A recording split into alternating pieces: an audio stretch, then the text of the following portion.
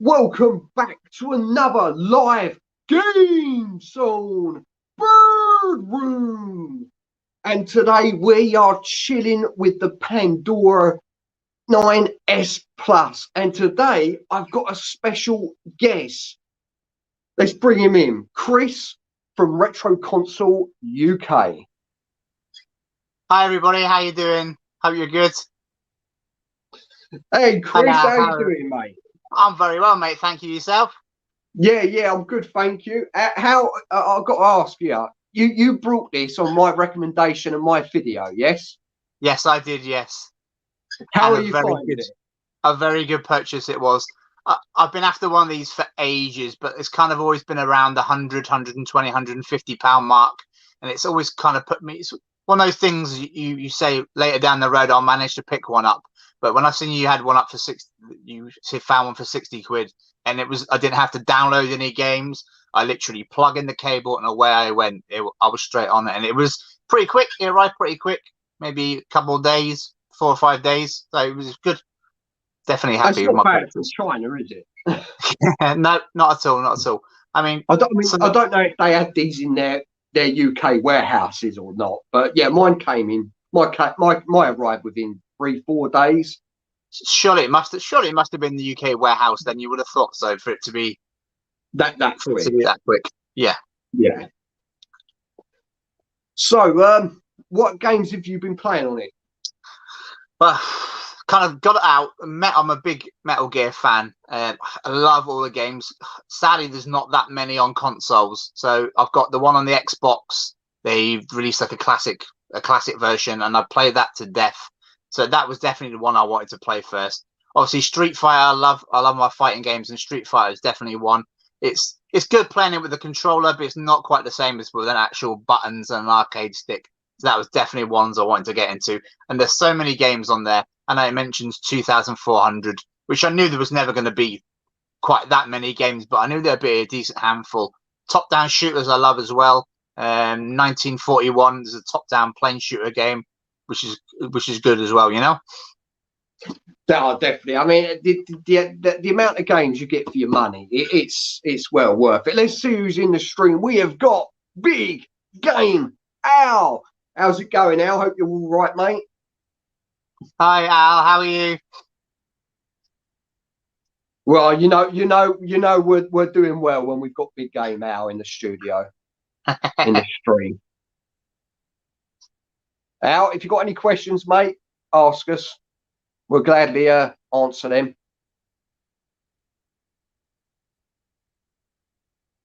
So, Chris, do you want to have a game of something?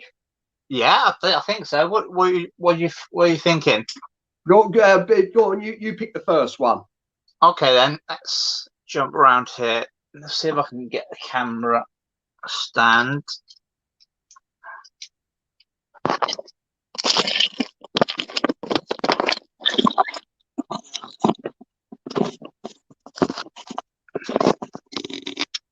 Let's have a look. How about NSK versus Capcom? Have you played that before? Go on, go for it, mate. Before?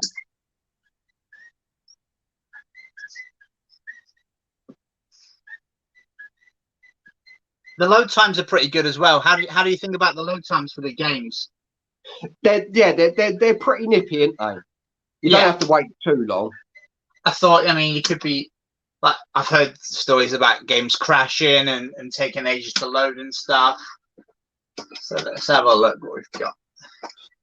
Big Game asked, he said, what the fuck happened to Chris's collection? He only had 1 unit last time I watched.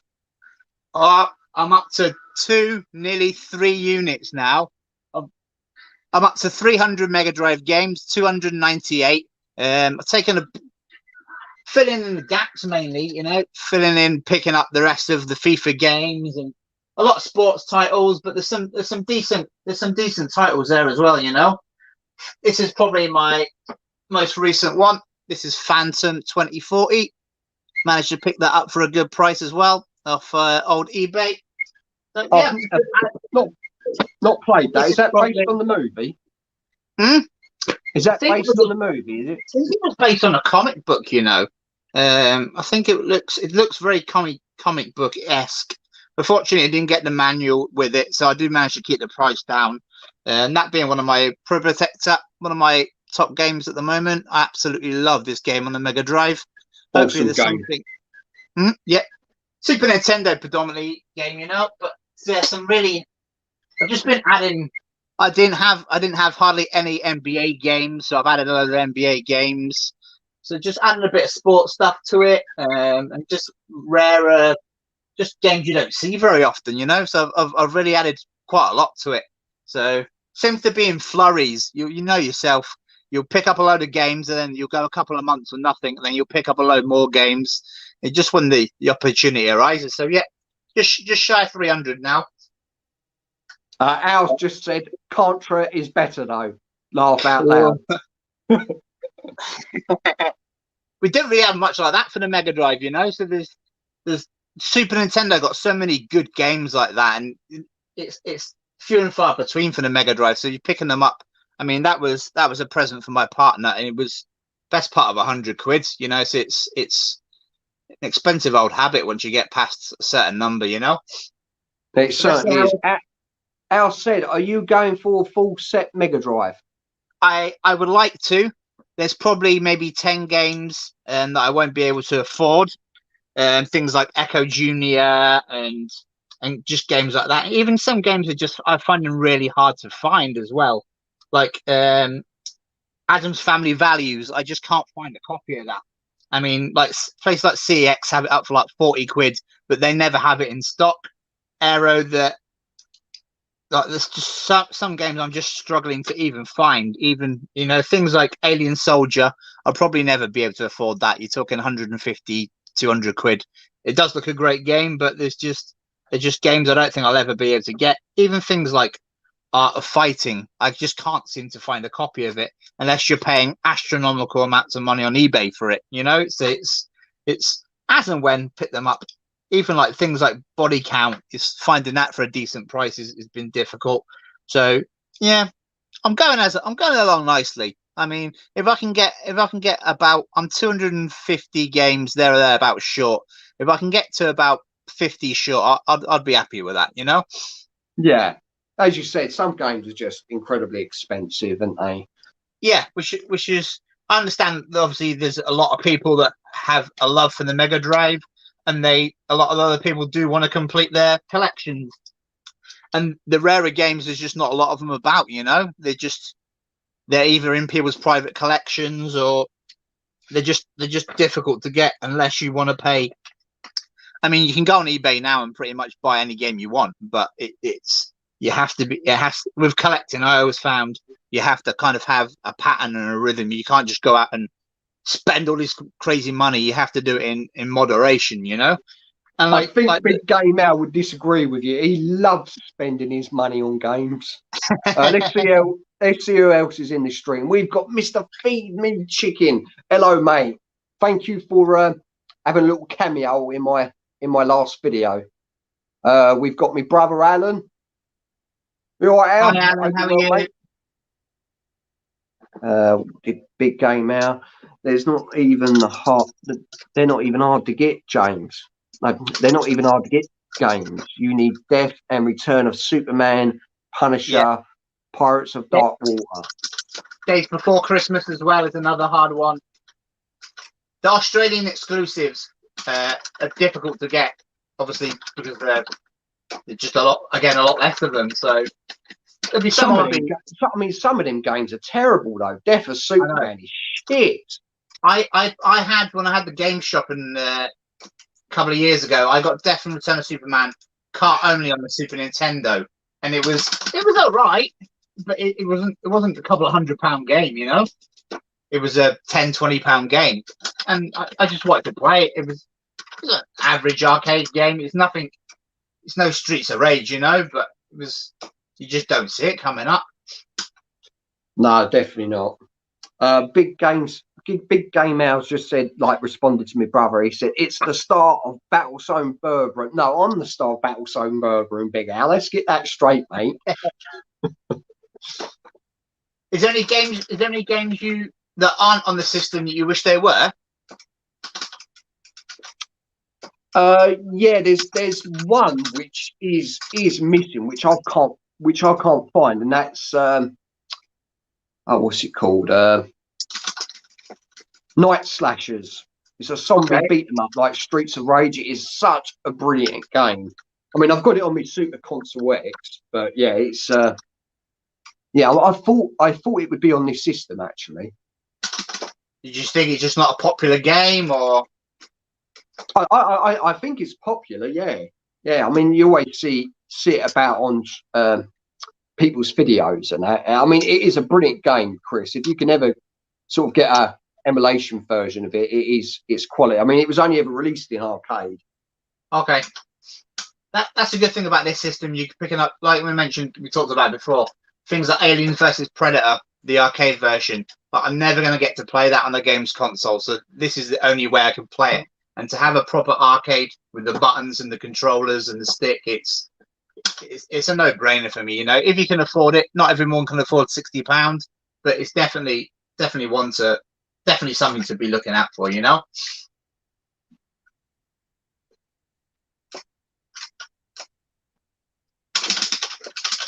So what have you been playing recently? Apparently, Night Slashers is available on the Switch. So thank you. Okay. What have you been playing recently on the arcade machine? I've been playing Marvels versus Street Fighter. I've been playing all sorts really. Escape Kids. I've been playing this racing game. Can't remember what it's called now. This horse racing game. Track and Field, of course. You like the original? Do you have a favourite character you play with Street Fighter? Usually Ryu or Ken. See, I've always played as Ryu ever since Street Fighter 2 came out. That was always kind of, I knew how to do his moves, and they've never really changed across all the Street Fighter franchises, you know?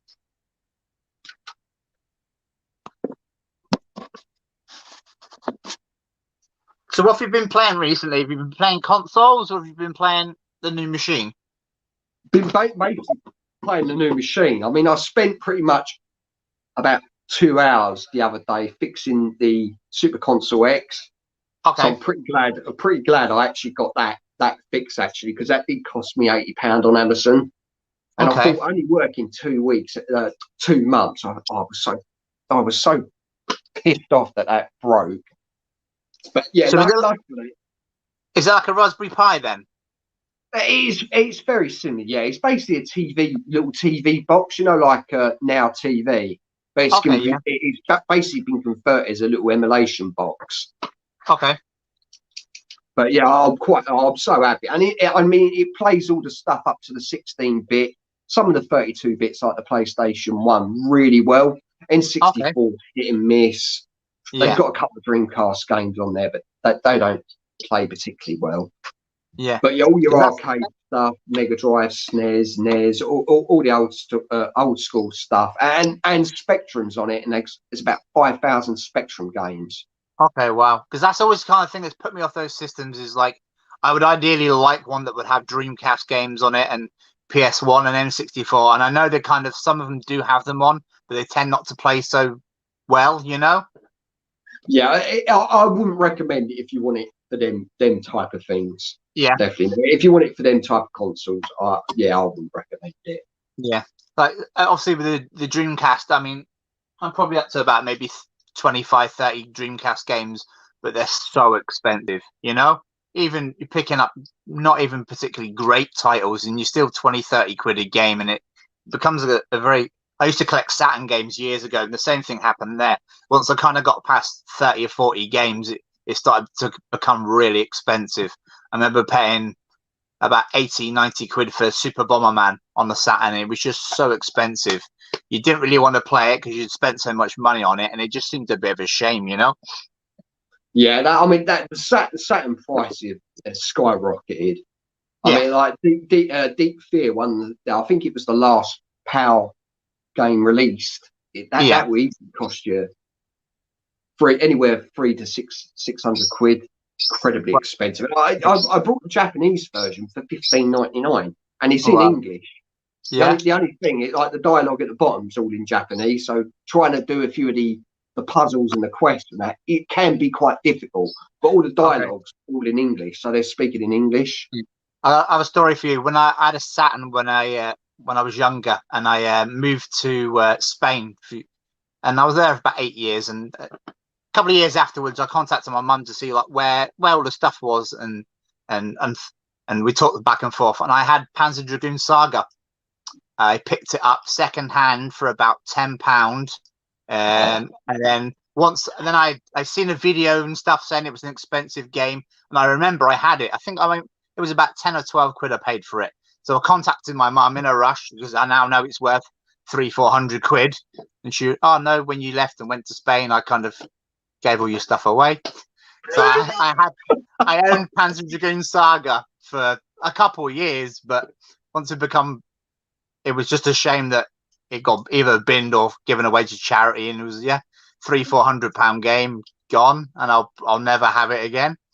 That's mum's for you. I remember my mum selling my stuff at the boot fairs, and she'd get home and I'd go, oh, how much do you make? And she goes, oh, I've done really well.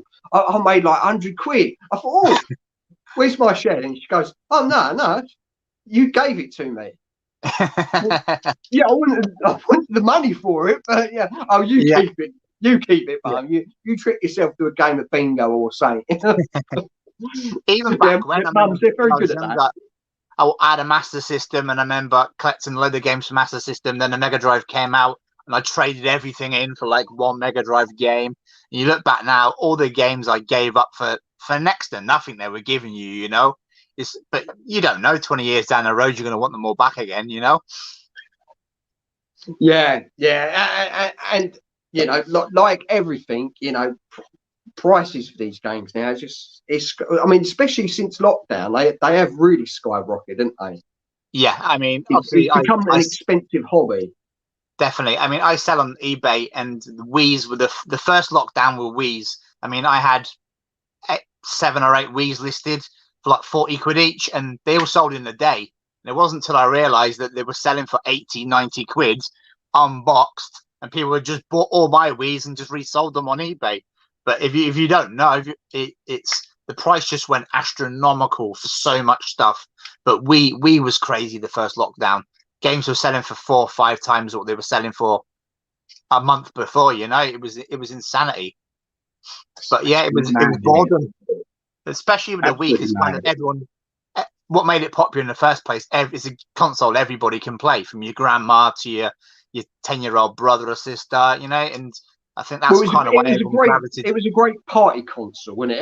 Every time I went back to Gravesend and see the mates, me and my brother would go back, and we would take that console with us, because everyone enjoyed playing it, like the tennis, the bowling, the golf game, like the Wii. I mean, Wii Sports. I mean, what a great party game. I mean, you can get as you said, you get your grandmother, anyone involved in that. Is quality title.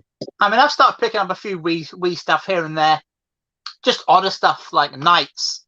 Remember the Saturn game Knights that came out on the Wii, so I picked that up. I've got a pretty decent Resident Evil collection, so I picked up all the Resident Evil games. I picked up GoldenEye, and just a few, even some of the more obscure stuff. Like, I think this was a reboot, Alien Syndrome. I mean, this is like a couple of quid on the Wii, and it's not bad. You know, it's not bad. Made by Sega. I think it's a reboot of an older game. I think it was a Mega Drive game originally, but I picked up a few here and there. I've got a half decent amount now. Right, mate. Hope you well.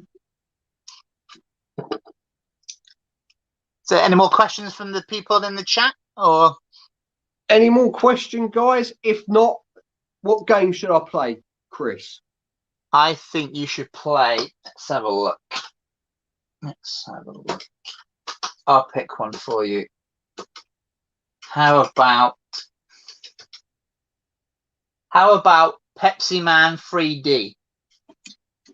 Oh, sounds like a terrible game, but let's have a game of it. I think this game was released as a promotion. I think it was released for a promotion with Pepsi. I don't think it ever got a full console release. I think it was like a promotional game. And to find it, if it's the same game as one I'm thinking. What was this? What was this on? I think it was PlayStation, I'm guessing. possibly, yeah. I think it was PlayStation 1.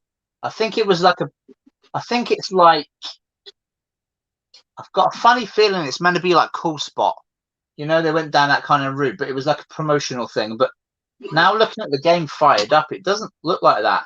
It looks like an advertisement for Pepsi. We're going to get Have sued. you found it? Yeah. It looks like the way it's filmed, it looks like a Mega CD game. You know, where it's been filmed rather than. Oh no, it is the game I'm thinking of. Yeah, it is the game. Yeah, it's got the PlayStation written all over it, innit? That's the PlayStation graphics. It came with. It's really hard to find this game. It's really quite expensive as well because it was just like a promotional thing for obviously Pepsi. But I don't think it's very good. But it's probably a game you never would have played before. So yeah, it is very. It does look very. It does look very. Basically, an advert for Pepsi. Yeah. Can you see that question? Maybe you want to answer that for Feed Me Chicken. Since you touched on it, why not answer the VR, which is why retro game prices are so high, and what can be done to reduce the prices? It's a tricky thing with the prices. Obviously, there's only a certain amount of these games out in the wild, and nostalgia obviously plays a key factor. But you'll with video game collectors, you tend to get two. I think you get two types: the people that want to play the games that they remember when they're a kid, and then people who walk past a toy store and I really want to get that game, and then pick up games that they've never ever got the chance to when they're younger, or people like me who just like collecting stuff. Where you get to a certain. I think the collecting, especially the retro stuff, it's obtainable. 550 games is an obtainable number compared to like the PS2. You know, so I think when it comes to retro game collecting, I think the numbers are obtainable. There's not a thousand games out there, and you kind of just get to a certain point where you're picking stuff up, and I don't think I mean, you look at the Atari now. That's a lot of the games are pretty cheap on the Atari. You know, will that ever happen for the Mega Drive or the Dreamcast in maybe 10 or 20 years' time? Nobody really knows. So it is a good question, and definitely one I don't really know the answer to. I wish they weren't expensive. I wish they would all come down. But retro consoles, they'll tend to come in. But things will have they'll have highs and they'll have lows. At the moment, GameCube prices are super high, but Nintendo NES prices have come down. It's just catching the peak. Same as anything, vintage or collectible. Same as Pokemon cards, or the vintage Pokemon cards when lockdown came in and the price skyrocketed and they came back down again. It's just nostalgia plays a big key part, and hopefully one day they'll all come back down to affordable prices, and I'll be able to get those games on my list I just can't get at the moment. What Feed Me Chicken? Why do you think the prices? When do you think they'll reduce, or do you think they'll come down, or do you think they'll continue to go up? Because there's obviously people out there that buy retro games as an investment. They're expecting it to go up and up and up in price. You know, you're doing all right on that game. Well, I have no idea what I'm doing. I've just found another button. Collect all the Pepsi cans and have a nice refreshing Pepsi at the end. I think it's only got about 2 or 3 levels. Oh, is it? Oh, right. Yeah, it was a promotional thing, so it's not a full game, I don't think. I mean, the graphics isn't too bad actually. I mean, it controls me right. I'm just shit at the game. So, who else have we got in? We've got Gibbs. Hello, Gibbs. How's it going, mate? We got Gull Payne. Good to see you, buddy. Thanks for joining.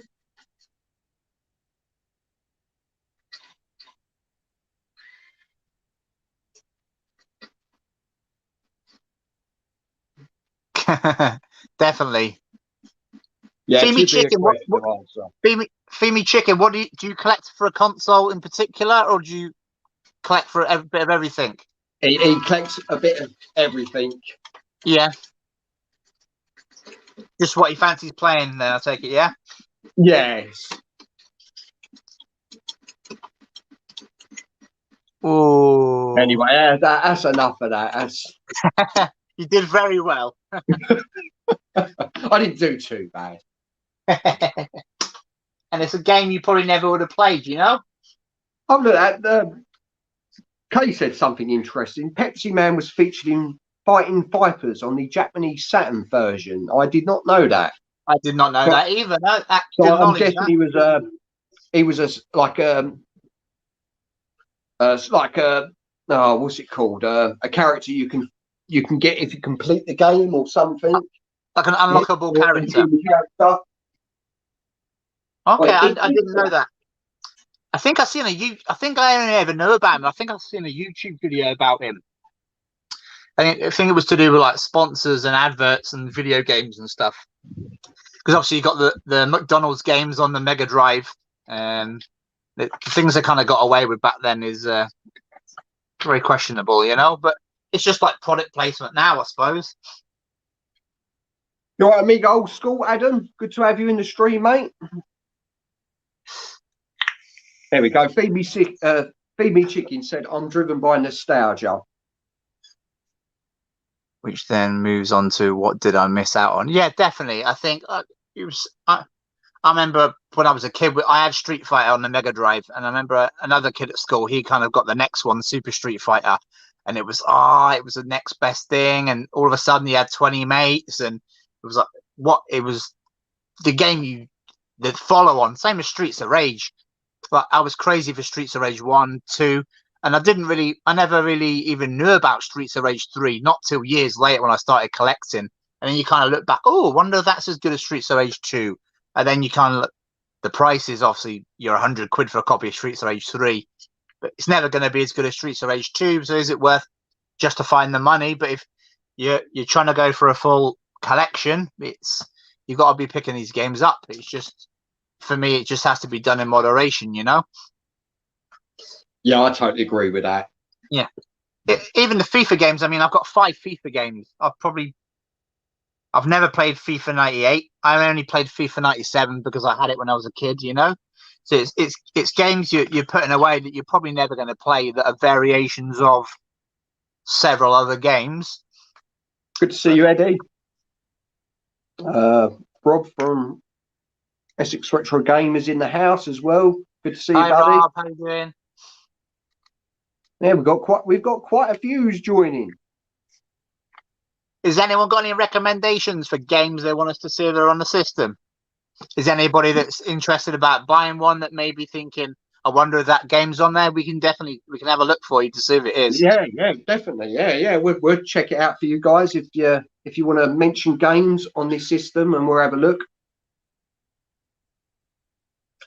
Because like I said, we said there's 2,400, but realistically, there'll be a couple of hundred games on there but there'll be so many that I have no idea what they are, and it's not going to be till months, if not even years down the road that you get to go through stuff. Even if you just try it for 20 minutes, you might find a hidden gem in there, you know? Proper jelly for standing on your people out there. First Street Fighter 2 game I had was the Mega Drive one. I didn't have I know there was one on the Amiga, and obviously a lot of people love Street Fighter on the Super Nintendo, and I can understand why. I mean, Mega Drive, if you haven't got a 6-button controller, Street Fighter's a tricky game on the Mega Drive, you know. And I myself play it a lot now on the Super Nintendo rather than the console I always played it before. Cowboys of Moo Moo Mesa. Cowboys of Moo Moo Mesa. Are you looking for it? Yeah. Yeah, having a look for it. Isn't there not a search? If you press B, can you not search for it? Oh, can you? I think so. Yeah, you can search for it by name. There we go. There we go. So was it Cowboys? Cowboys of Moo Mesa, double S.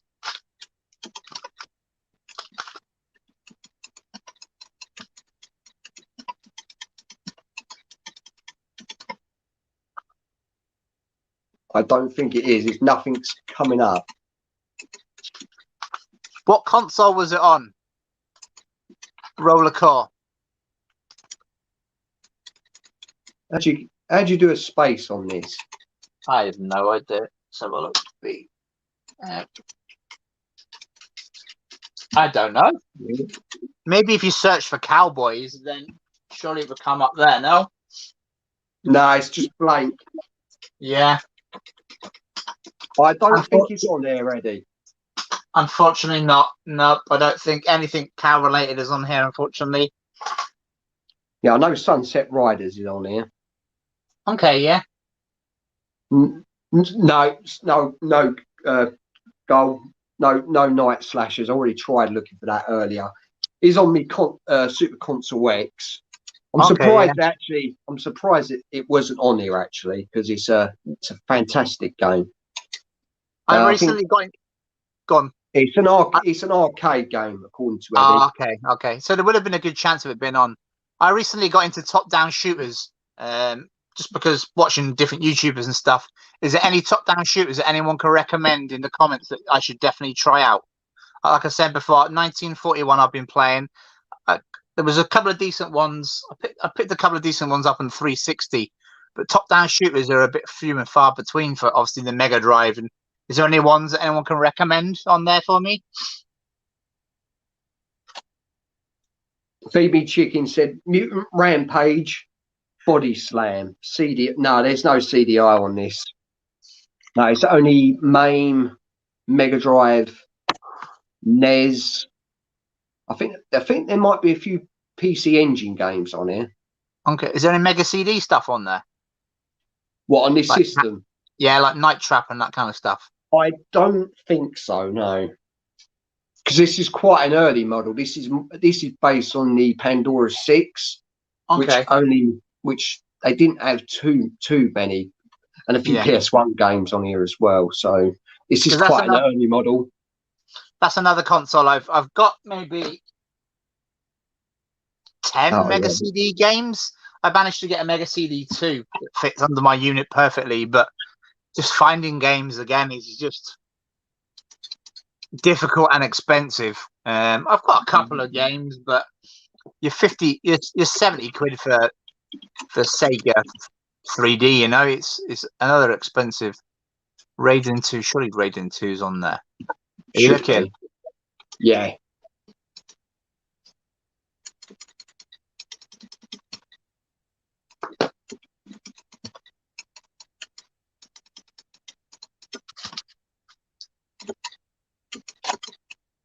Well, I can't find it. Spelling that right, am I? Yeah. So is there anyone else in the chat that's thinking about buying one of these systems, or they've got something similar, or?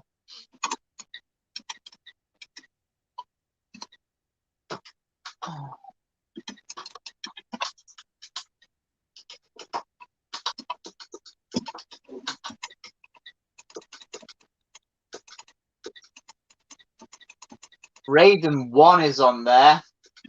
Yeah, I did see that. Yeah.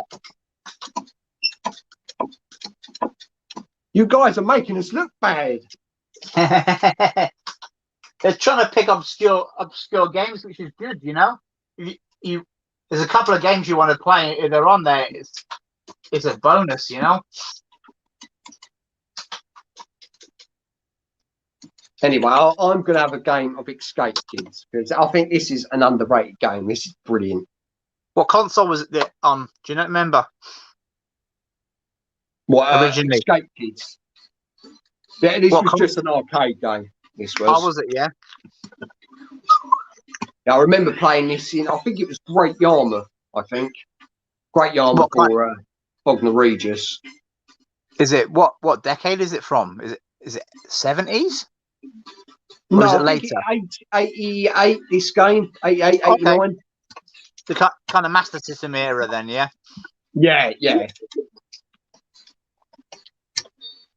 So it's basically these kids run around the track. It's sort of a cross between sort of track and field, and but yeah, you can watch it on the screen. Yeah, I think you played this before, didn't you? On another video. You just got to beat the guy in the black jumpsuit. So what's the controls? Just A and B? Just A.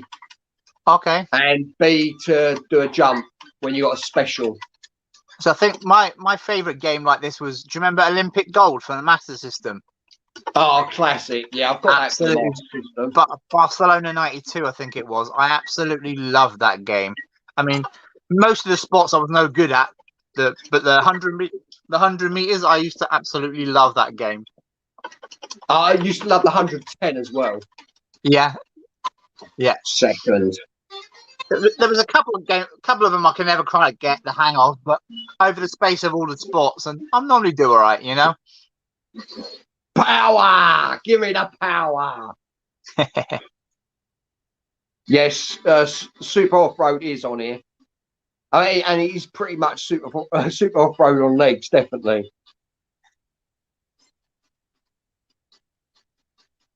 No, I didn't ignore it. Feed me chicken there. Oh, power! Give me the power! Super Off-Road, is that the one that was on the NES? Yeah, I think that was on multiple systems. Mega Drive had a version. Yeah, I think I do remember, yeah. Mega Drive version. Yes, Mega Drive. I do prefer the Mega Drive version, Feed Me Chicken of Barcelona. Oh. Super Off-Road.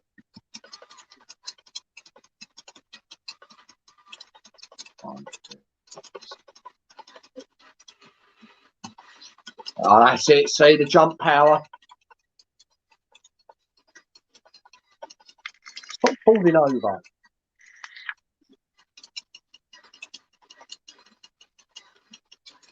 I thought I had it on the Mega Drive, but I don't seem to. There's a lot of games that begin with Super on the Mega Drive. Oh, you have to get it for the Mega Drive, Chris. Yeah, I think I've had it for the Nintendo, the NES. I'm pretty sure I've had it for the NES at some point. Is it 4-player on the NES? What's that? The game you just mentioned a second ago, the Super. Super Off. I think you can get a multi-tap. I think. Yeah. Don't. I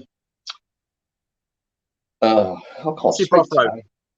Yeah, I've got a funny feeling it's 4-player. Don't quote me on that. I don't actually know. Oh, Gibbs is going. Cheers for joining, mate. Thank you. Thanks, Gibbs. See you later. Gibbs has been nominated for YouTube of the Month. So congratulations, mate. I'll have to check out his channel. Yeah, definitely. Go and sub to him, Chris. Yeah, good chat. I will do.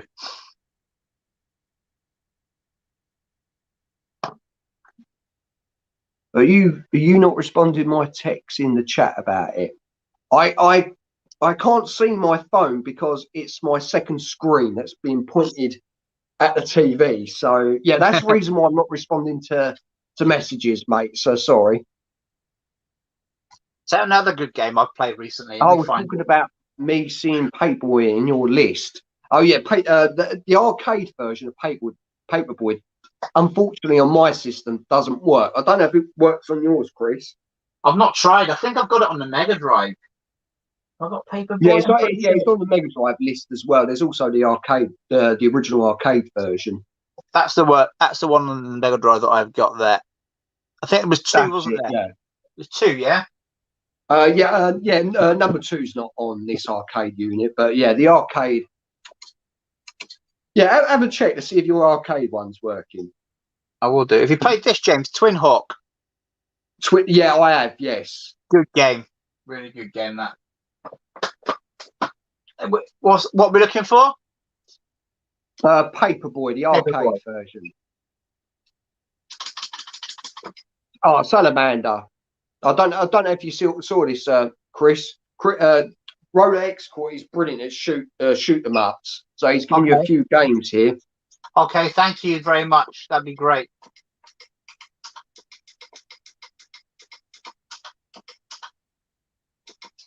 So anything you played yourself, James? Gun. Batsugun, I don't know how you pronounce that. Bat Rider, Hyper Duel, Gunbird. Okay, Another Gunbird game I I do played. not. Yeah, that's good. Salamander, all class shooters. Shrubs.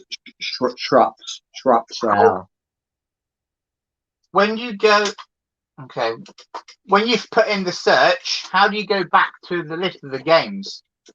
Press D, I think. Oh yeah. Which version doesn't work for you? 1 or 2? 1, the arcade version. Let's have a look. Does it just not load up, or does it just crash, or? Yeah, it just doesn't load up and goes back to the main screen. Okay. Because you mentioned before that they had problems with that with Mortal Kombat as well in the past. Yeah. On the original unit that I think I can't remember who reviewed it. Maybe Wicked Gamer, because he reviewed bloody loads of these things. Yeah, it didn't work at all. It was just basically unplayable. Okay. Yeah, this is just sat loading and loading and loading. Yeah, yours probably don't work then. You'd think they'd check these things before, you know? You would have thought so. I mean, there's so many games on there. It would be someone's full-time job. Phoebe Chicken says, doesn't the arcade one keep floating to the left? Not sure. Never played the original arcade version. Doesn't even bloody work on this thing. Is there any games, James, you're looking to pick up yourself? Have you picked up anything recently for consoles? I picked up a few more repos. Okay, what have you picked up? And that's Saturday Night Slam Master. Absolute quality game. Yep, I want to get that's another expensive one on the Mega Drive. Marvel's versus Street Fighter was only an exclusive in Japan. That's still very expensive to get. I think we got Marvel versus Capcom, didn't we? Yeah. That was on the Dreamcast and PS1, I think. Yeah, it was. Yeah. And then I've got Marvel vs. Capcom for the Dreamcast. Nice. Again, these are all repos. I'm not paying full version. Right, so Saturday Night Slammers on the Mega Drive is about 140, 150 at the moment, which is a lot of money for a game, you know. Cheers, Feed Me Chicken. Thank you for joining the stream, mate. Thanks, Feed Me Chicken. See you later. You take it easy, buddy. If you're not subscribed to him, Chris, check his channel out. He does some brilliant content. A lot of these guys, if you haven't checked their channels out. Yep. I'll later on. I'll get a bit of time. I'll go through and I'll make sure I sub to everybody as well.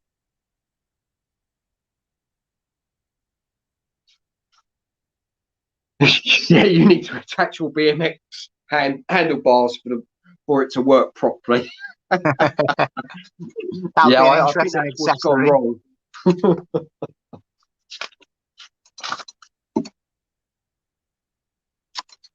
How are platformers on the system, James?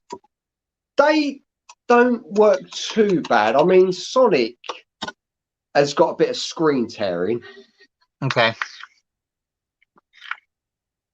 But yeah, I mean, in general, for 60 quid, I mean, if you're going to pick this up, you know, don't expect it to work 100%. But I mean, the vast majority of the games do run quite well. I mean, I've never played Sonic with an arcade stick before, so it'd be quite interesting to give it a go. You know, I've always played it with a controller, so with a D-pad. It's quite fun, actually. Yeah. See what I mean? I don't know if you can see on the screen. There is a bit of screen tearing. It's not too bad, you know. If that was the only game you were getting, then fair enough. But it's one of many games you're getting, you know. Yeah, exactly. So I mean, you can't complain too much.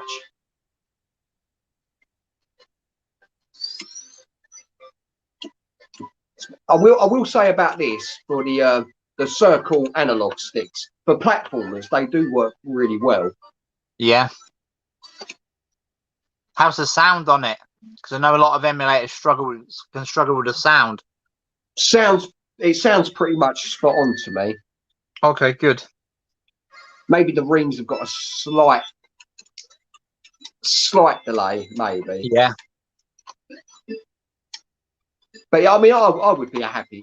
You know, I mean, if you haven't got the original versions and you want to try and get into gaming and to relive these classic games and that, I would be quite happy with the emulation on this. Yeah.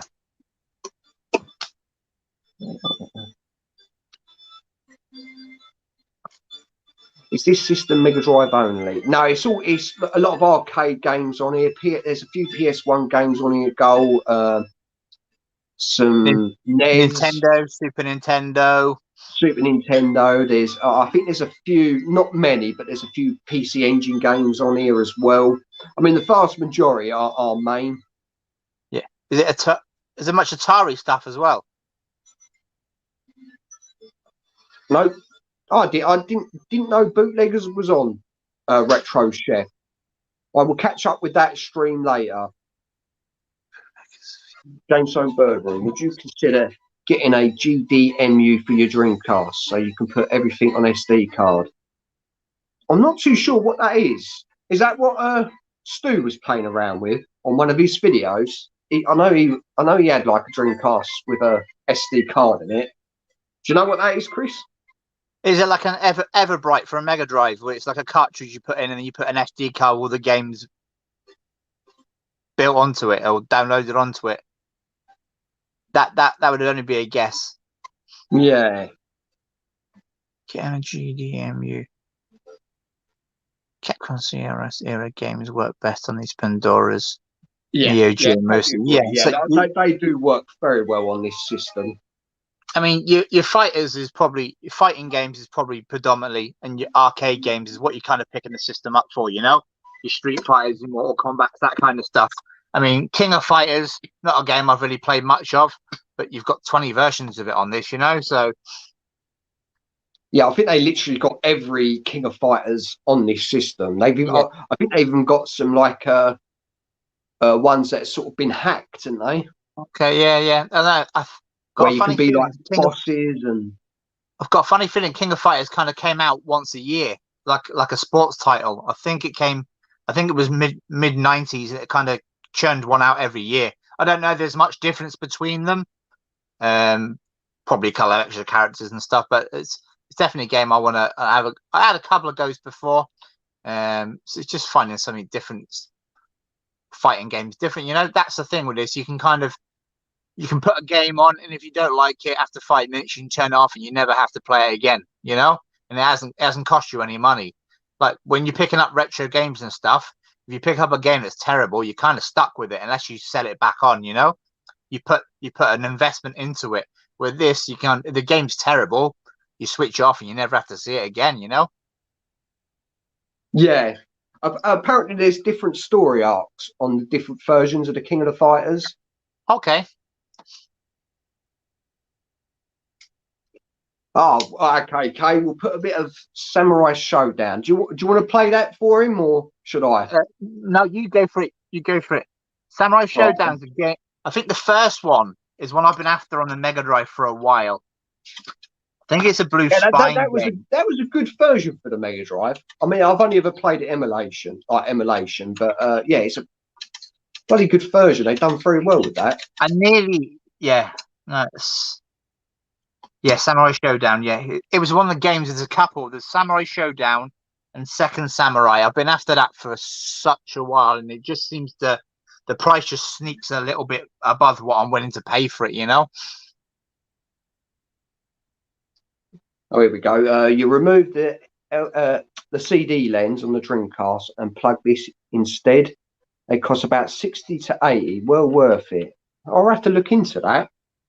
Yeah, cheers, Eddie. I'll look into that, mate. It does sound good. Probably not for me. I took a GameCube apart once to try and turn up the strength of the laser, and it ended badly. So. Oh, did he? Did you kill it? Yeah. It was packed. It's packed in there so tight. There's so many cables and stuff going in, and I can take apart Mega Drive and Super Nintendos, but anything past that is a bit out of my wheelhouse, unfortunately. But it does sound good.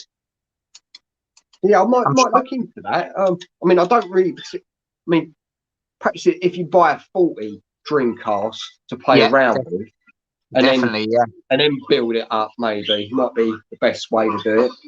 Yeah, I would probably say that'd be the best way to go, because you wouldn't necessarily want to kill a console if you can pick a cheap enough one up, you know? Yeah, yeah. Apparently, Stu did. I don't even know who I picked. Yeah, apparently Stu did one. I'll have to check that out. And Eddie, I will chat to you later on that, mate. Yeah, you can give me some advice on that, mate.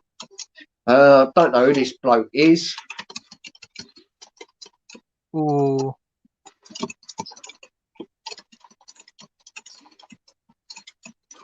Are you the guy with the hammer? Yeah, I'm the bloke with the 2 swords. Oh, okay. He's the main character, isn't he? No. No, he's the one with the samurai sword, I think. I can't remember his name. This bloke looks like he's got katanas, I think. Oh, come on. Yeah, that's it. Better. Saying if you come here to watch great gameplay, yeah, well, that is not what I do on the GameZone Birdroom. But a few years ago, I was looking to do a YouTube channel called The Average Gamer and just play games just averagely. You should have. That would have been fun. Yeah. Not particularly good, not particularly bad, just average, just like most people, you know? Yeah, I don't like this character. I much prefer the star of the series. The bloke with the big sort of samurai sword. At least I know his moves. Oh, how do you do that again? So is Soul Calibur on this? No, it's not. It's on later one. It's on the 12S Plus, which is the next. I think that's the next one up to this version. Okay. Which I've been looking at because I've seen that on AliExpress for £27 with postage. It's about £33. Okay. And with these boxes, they are quite upgradable. Okay. So you just swap out the board then, yeah?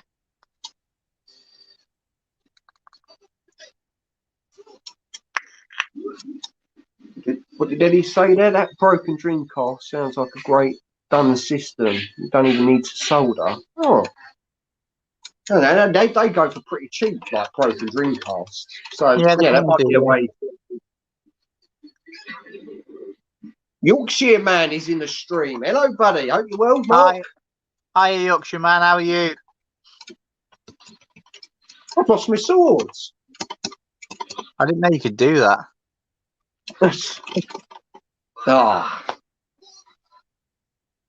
Valiant effort there. Oh, that was piss poor effort, mate. James from It's Much More is in the stream. Hello, buddy. Thank you for joining. Hiya, how are you? Excuse me for a second, guys. Let's have another go. Can I pick another character? Where is he? Oh, there he is. This is the one. This is the one I usually have. Marco. Oh, I'm not even going to pronounce Japanese names.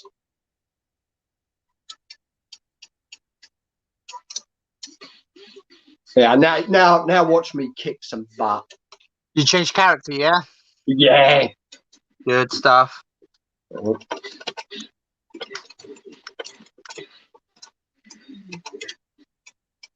I mean, look at the size of this bloke. Look, the way that big rock thing or whatever it is. Oh, he's beating the shit out of me. What would you say your favourite fighting game was, James? Oh, it's got to be Street Fighter 2.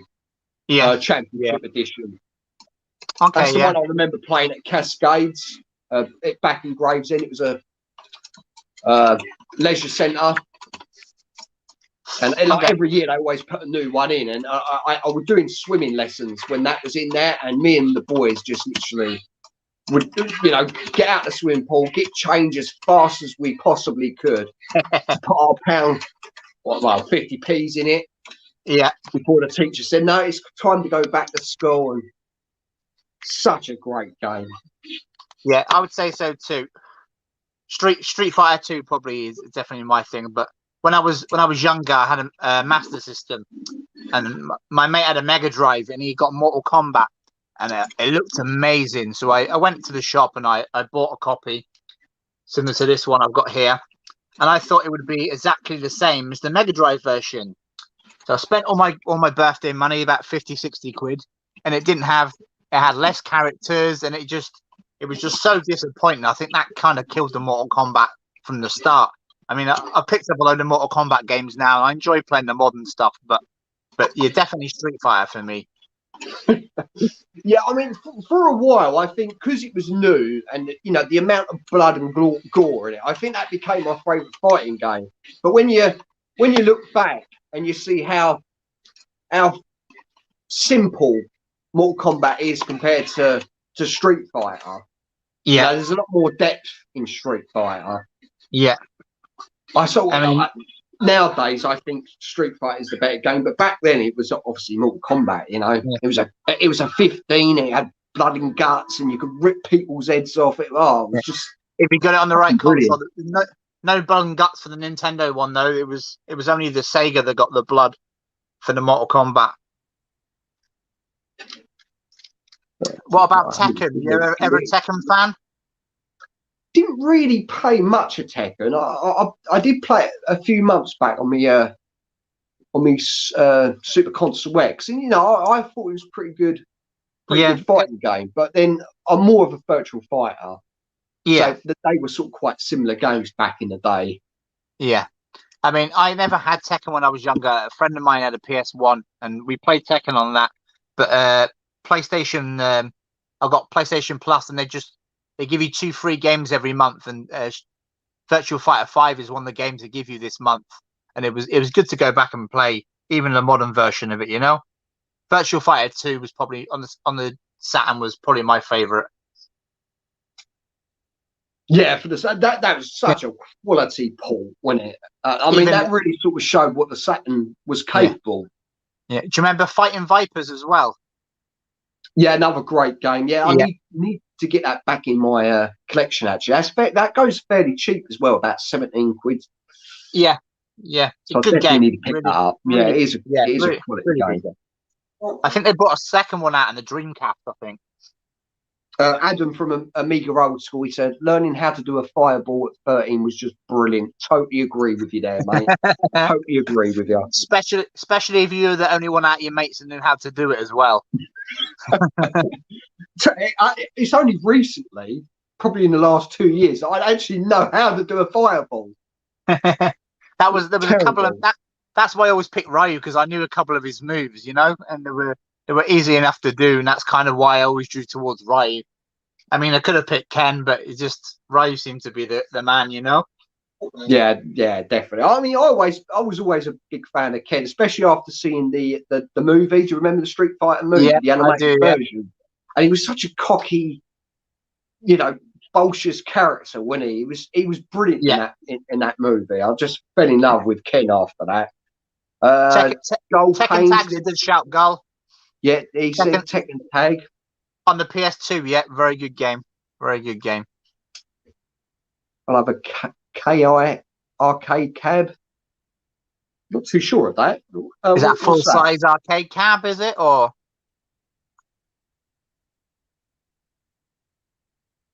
oh, look. Hello, buddy. How are you? Hope you're well. Thanks for joining the stream. How are you doing? Killer Instinct was a pile of shit. Actually, I played that the other day. Eddie told me to play it on me SNES, and I actually enjoyed it. I always thought it was a bad game, but Eddie from Roller X Core, he said, "I'll play that." I was asking like people in the stream to pick which game, and Eddie picked that for me. And I have to disagree with you there, Mark. I quite enjoyed it. I mean, it's not the best fighting game, but it was all right. My memories of Killer Instinct, an arcade. I think it was the bowling alley of the cinema. They had a version of Killer Instinct in the arcade, and that's the only time I ever kind of really played it. I think I might have got they brought one out for the Nintendo 64, and it wasn't that much good. So I've always kind of been same as before. You're either kind of Nintendo or Sega. You're either Street Fighter or Mortal Kombat or Tekken. You always tend to gravitate towards one franchise. The same as when people ask you what's your favorite Final Fantasy game. Mine is always Final Fantasy VII because that's the first one I played. You know, that's what brings back the most memories to me. So I mean, I've other never games are played probably any Final Fantasy games. seven is class, but I had a friend called Adrian, and we kind of got the strategy guides, and we went through it line by line, and we found all the items, and we kind of did it as two mates. So that was it's probably a lot of nostalgia is the main reason. But yeah, I played 7, 8, and 9, and then I never played it after that. I never played one game after 9. I did see a trailer when it was released. I think it was 15 for like the modern consoles. Is it 15? Yeah, That I looked think so. pretty Yeah, good. It was sort of like an open world yeah. type. They did That they looked did a pretty good. reboot of 7 as well on the PS4. It was all right. I played it a little bit, you know. Yeah. Try shooting it. Go on, mate. You have got this Salamander too. I know you like your shooters. Let's have a look. I'll bring you up to the main screen. There we go. It's not set up very well, you see, for the Salamander, yeah? Yeah, Salamander 2 or Salamander 1, whichever one's on there. I'm pretty much, I'm sure they're on there, aren't they? No. No? Nope. Do they go by Salamand? The Salamand. Universal Soldier. Nothing like Salamander. Pick any shooter then. Pick any shooter for him. So He wants to see a bit of shooting action. Okay, let's see what we can try. Glad you're well, mate. I will put a driving game on in a minute for you, Mark. There we go. Let's have a look. Thank you. I think power. Oh, what's it called? Power Slave or whatever it's called.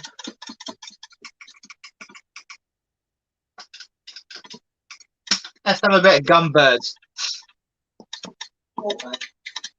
Yeah, Night Decks. Night Decks.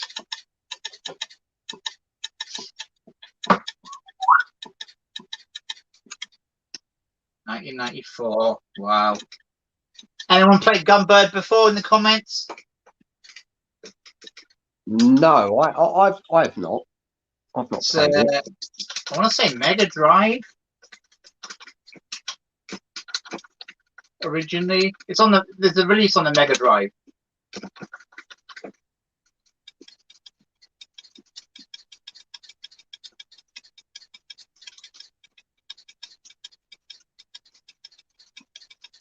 Kind of pick up power ups and changes your weapons and makes them stronger, and it's pretty decent. Pretty decent. Yeah, I do like the old shoot 'em ups, but since I fucked my hand up, I'm really terrible. I mean, you need really quick, You do, yeah. quick reactions. You I mean, probably I don't know if you've seen any of Eddie Roller X Core's videos, but he's brilliant at his shooters. Yeah, this is probably when the new stick would come in quite good use. You know, Yeah, because there's lots of movements.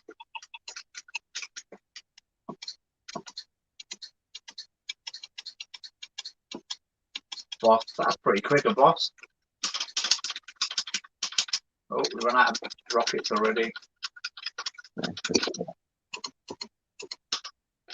Good thing about this is endless credits. Yeah, that is the best thing, isn't it?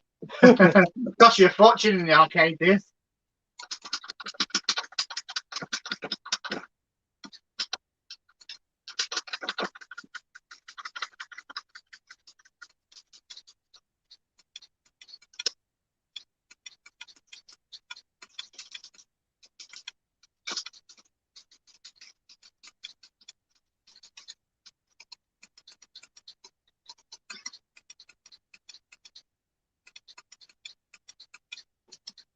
Oh, wait a second.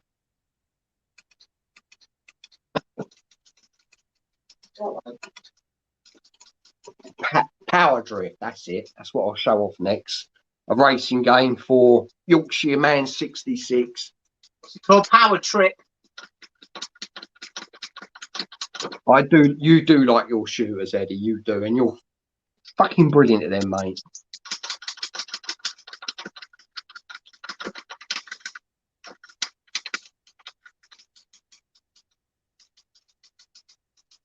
Don't worry, Kay. We will try out the stick with a driving game.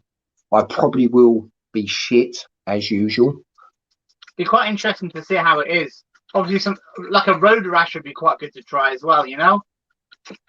Yeah. Perhaps you can try that after. Try that next. Bit of road rash. We'll have a couple. Well, give it another minute, and then we'll try something else.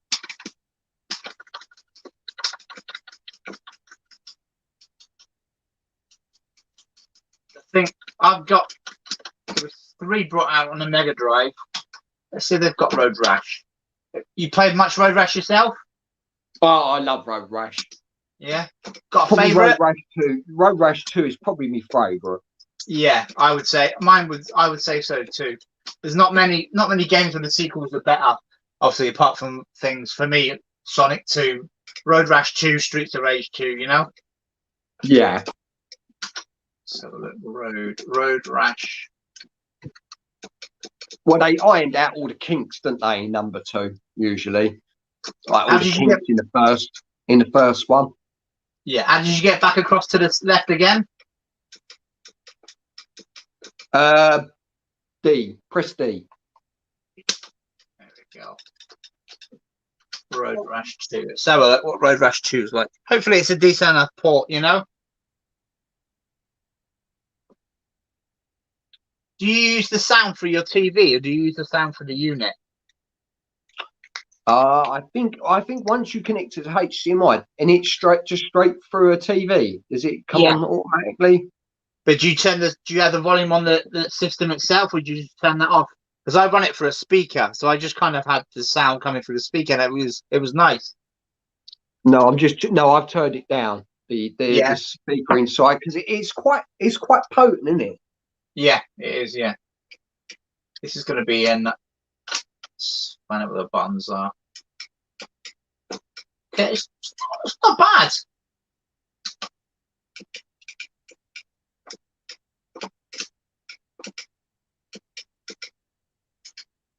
It's not. I thought it might be difficult to control, but it's not actually bad.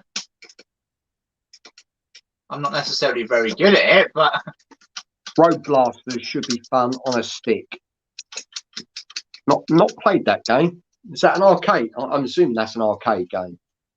Trying to think, like sticks for consoles. I didn't really have many.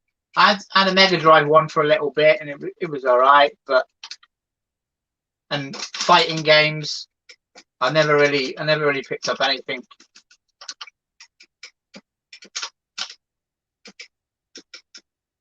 Well, I know Power Drift used the steering wheel in the arcade, so they play that game. So this should be quite interesting to play it with a stick. It's not actually that. It's not too bad. Road Rash is the road's quite windy, you know, and it's not too bad. Something like Mario Kart. Something like Mario Kart would be quite interesting. Oh no, I'm gonna hit there. No, I'm not. Yeah, it would be more interesting if we had like more sort of slightly more up to date games using a stick. That would be interesting if you had like sort of Gran Turismo or even GTA, like the original GTA would be quite interesting, you know, being a top-down game as well. Well, I've managed to stay on the bike so far.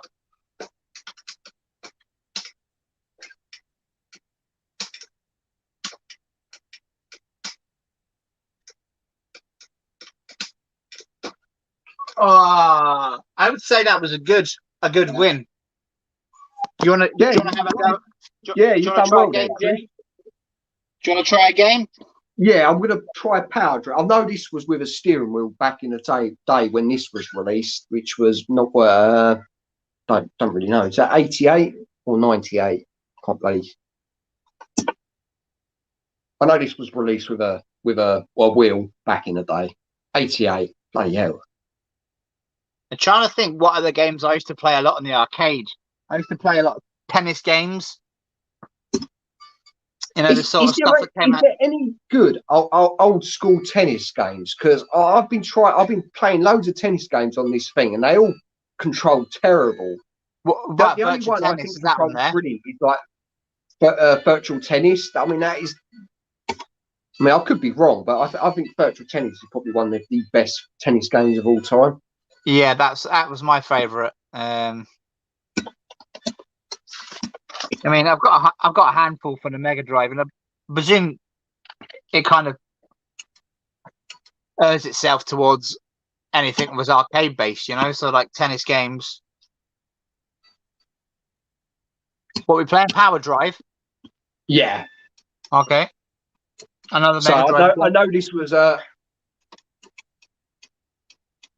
like an actual wheel in the arcade. Okay, yeah. But it seems to be controlling pretty well. Not that I was any Not good at bad, this is it? game. It's Yeah, not as bad as you think. I mean, I didn't realise this game was released in '88. This looks gorgeous for an '88 game, doesn't it? Yeah, it does. Yeah. I mean, the sprite scaling is pretty awesome. Star Wars Battle Pod. Is that like Pod Racer? Roller Core.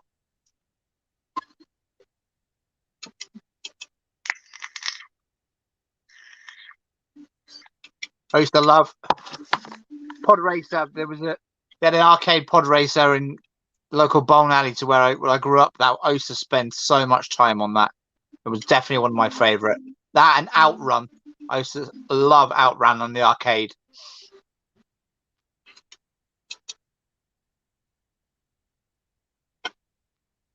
I've got a fourth there. That's not too bad. That controlled pretty well. Get a few of these comments up. Versions on Pandora. Yeah, I mean it's 60 quid, mate. It really is a great buy. I mean, I'm having loads of fun with this.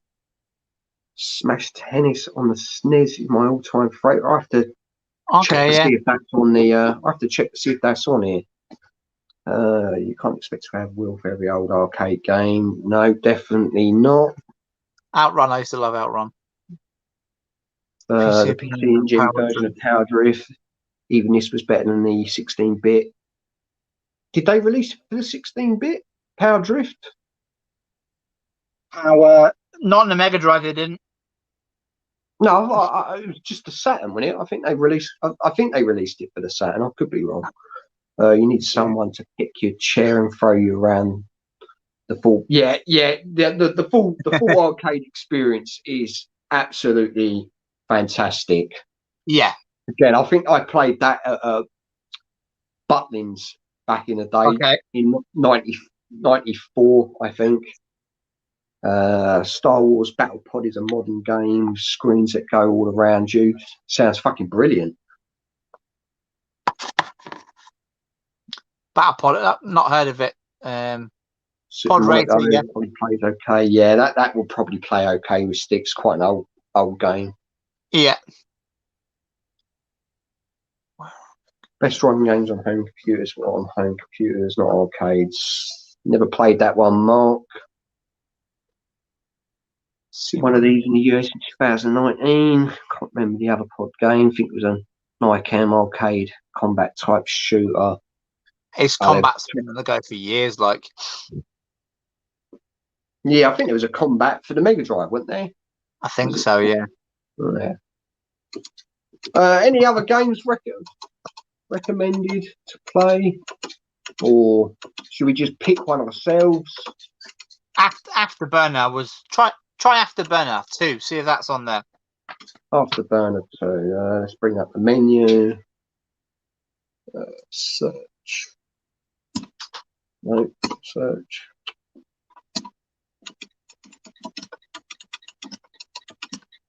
Afterburner 2. There we go. Oh, where Have is you it? played this before? I've played Afterburner, not played Yeah. number 2. Two was the Mega Drive one. Decent game. So what? This was just released for the Mega Drive, was it? Yeah, I think so. Yeah, it was on the Mega Drive, definitely. I think it might have even been an arcade port again.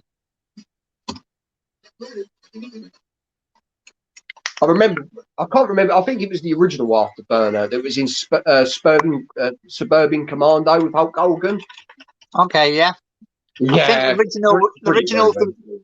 I think Afterburner 1 was the Master System game for home consoles. So they done sort of like they did with Space Harrier, then, yeah. Yeah. How's it control? Yeah, it's playing all right. Yeah. Yeah, I believe they used arcade sticks for this game, didn't they? Yeah, I'm pretty sure they did. I think it was a central stick.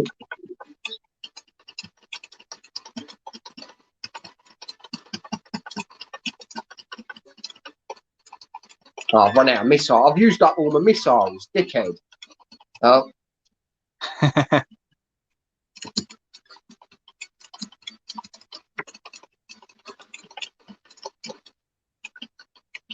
So another game I've been playing recently. Have you played Alien Storm? Alien Storm, it's called.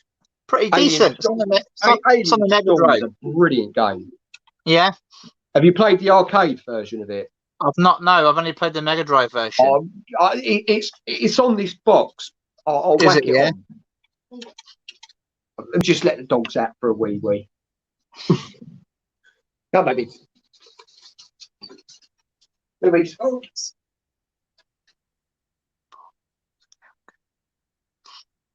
Go on, wee. It's in the comments.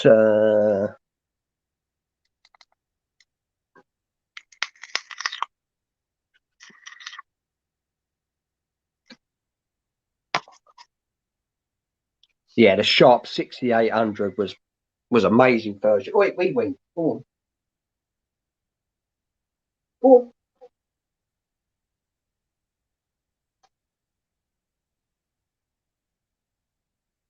Yeah.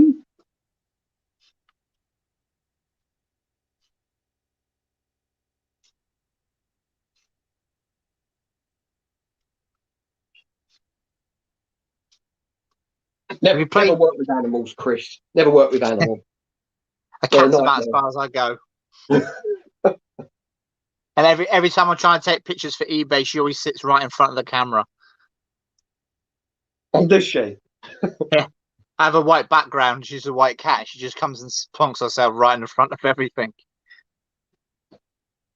You know the arcade stick I brought up, yeah. Yeah. I can't really use that anymore because Dexter he bit through the cable. Wow. So the controller 2 port doesn't work. I mean, I can still use controller 1, but number 2 is fucked. Little shit. He flew over to it and just started biting all the cables. He's such a little dick. Yeah. My cat likes to sit on things, and she likes to kind of gnaw the corners on them. So the expensive stuff is a bit too high up for her. Good idea. Come on. Have you played many sports games on this yet? I've tried NBA. I played NBA Jam Tournament. Okay. That plays brilliant on here. Yeah, I thought it would have because it has a big section for sports games in the menu options, and I had a brief look, but I couldn't really. NBA Jam I do love. I mean, it's got there's a couple of baseball games I tried on it as well, which played quite well. Oh, this is a good one. Stakes Winners 2. Let's have a game here. So I do love a horse racing game. Oh, the only horse racing game I played was the one on the Wii. Did you ever play that? Yeah, that's the one. I played that in a pub actually. Yeah, I played it on the arcade. I used to love it on the arcade, and I think that we got a port of it, and it knackers you out after a while. Street Fighter Alpha 3. I will put that on next, mate. Street Fighter Alpha 3. Yeah. Unless you want to do that, you're the master of Street Fighters, Chris. Yeah, I'll give it a go. Yeah. How was Street Fighter 3? That's another expensive game that I was looking forward to playing on this as well. What's that? Alpha 3, is it? No, Street Fighter 3, the one that only came out in the Dreamcast. Obviously, big coming only out in the Dreamcast. It's quite an expensive. Oh, game, was that Third Strike? Street Fighter 3? Yeah, there was Third two. Strike? There was Third Strike, and then there was another one they brought out. Right. I know Third Strike was released on it.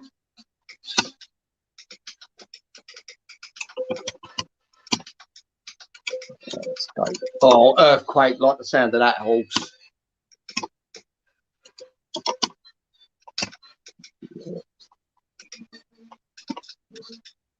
Right, button bashing. Here we go. Street Fighter Alpha 3. It got released on what? PlayStation 1. Yeah, I think so. Yeah. So I think Super Nintendo might have got Street Fighter Alpha. Was it Saturn? Maybe, yeah. Maybe it might have been the Saturn. I think there was a port on the PS. I want to say PS1. Street Fighter Zero. What's Street Fighter Zero? Does anyone know? Come on. I've never played Street Fighter Zero. Oh, slow down. Oh, this is terrible. Bloody no.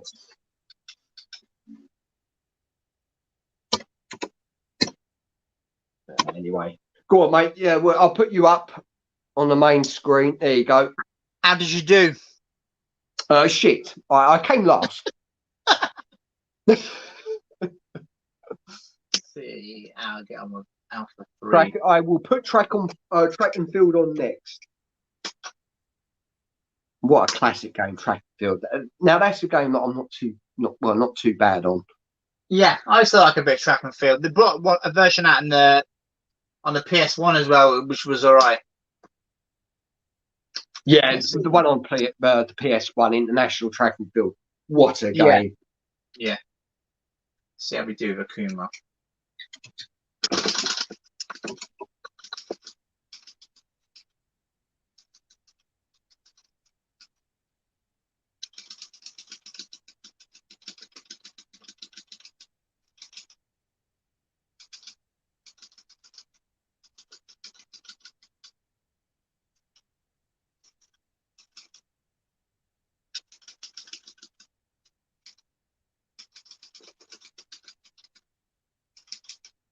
Who are you, Chris? Akuma. Oh, right, cool. Oh, nice. Not this time. It's going to take a little while to get used to being in the arcade stick, you know? Yeah, I don't think the buttons are mapped right. Or have you mapped the buttons yet? Hmm? Have you mapped the buttons yet? I've not. No, I tested them to make sure they worked. But yeah, that's what I need to map them for Street Fighter. Yeah, because they're all out of sync, aren't they? Oh, I know, Kay. It was shocking, mate, wasn't it? That was pretty piss poor. Last place. My button bashing did not help me then.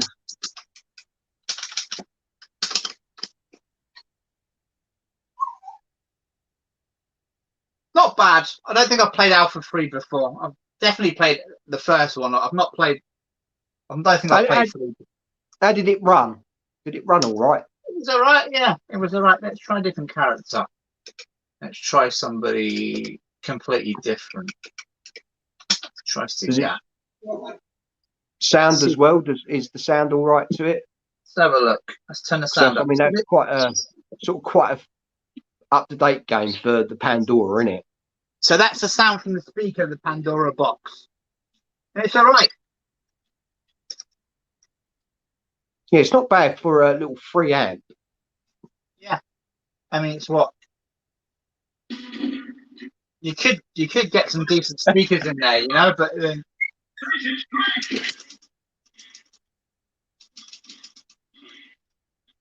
Yeah, I have heard that rumor, Eddie. If you play a horse game, big game owl will appear magically. So are you both using Kay's said, so are you both using Pandoras? Yes. Chris saw my review on the Pandora, and from that review, he went and brought one. See you later, Gull. Thank you for joining the stream, mate. Hope you enjoyed yourself. What was that? Oh, K Gamer. He asked if you were playing the Pandora as well.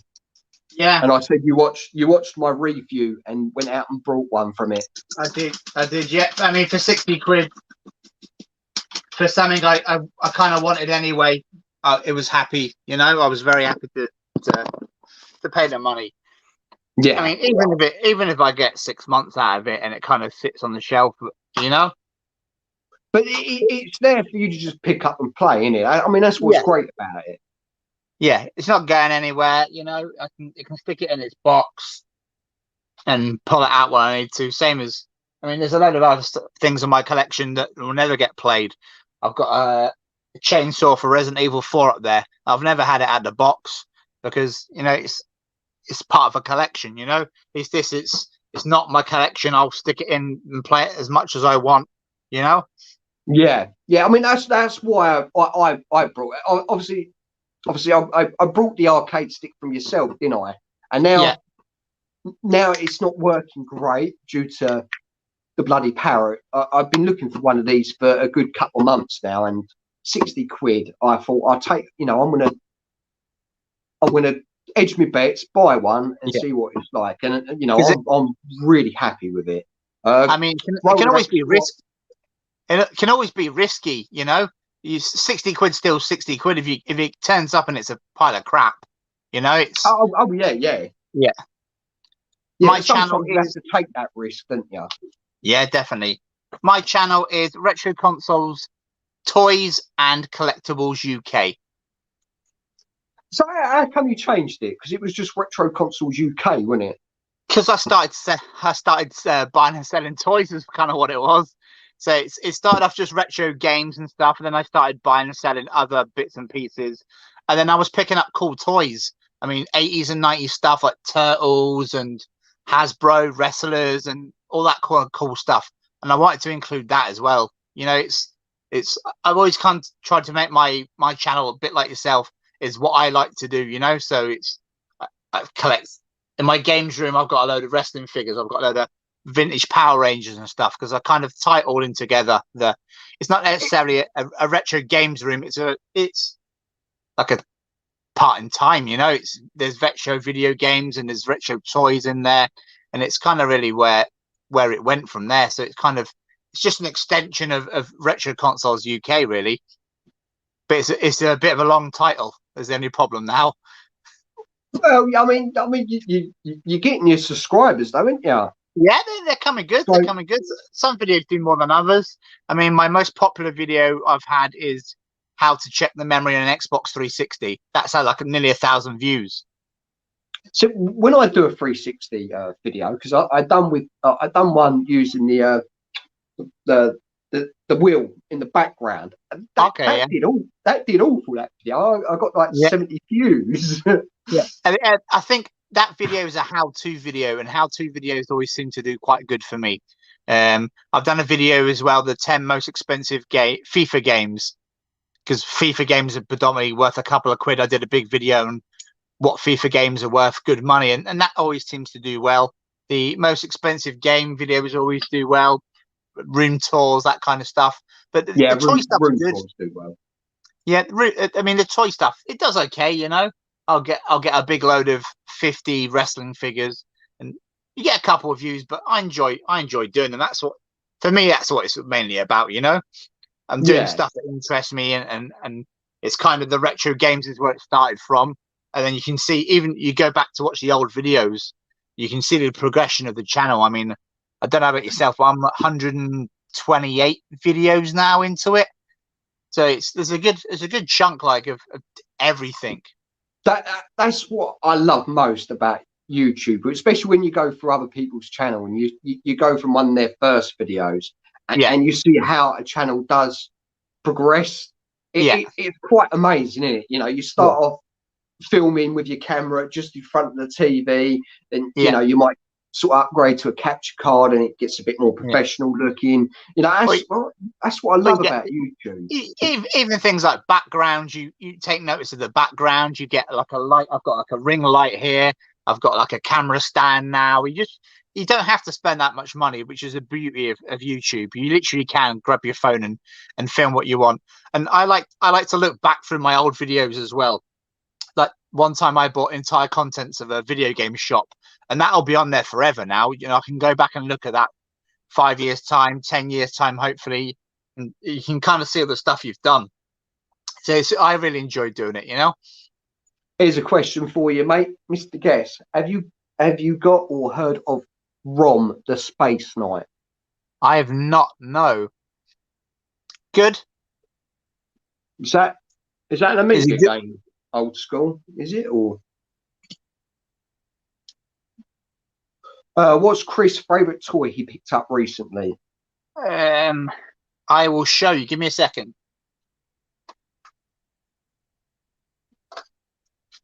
So I've got two. These, when I was a kid, He-Man was I was really big into He-Man, and they re-released them recently. So that is now in my collection. That is the reboot of He-Man. You see him there. And retro toy, I picked up a lot of Star Wars stuff recently. Is that going to be the new cartoon? Is it? Well, they redid them. Mattel redid all the figures. I've only got two. They're quite tricky to get hold of in the UK. So there's He-Man, and there's Skeletor. So they're molded exactly the same as the original ones were. But retro stuff, I picked a load of Star Wars stuff up recently, vintage. And this is a tri-logo Boba Fett. So this is a slightly different variation to Boba Fett. This one fetches about 200 to 250. And it was in a big lot of vintage Star Wars figures. So he's with me at the moment. And I mean, when he sells, he sells.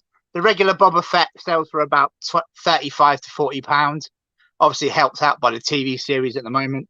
But that's the tri-logo one, and he goes for about 250, about 200 to 250. So he's really cool. Really? Yeah. Favorite game.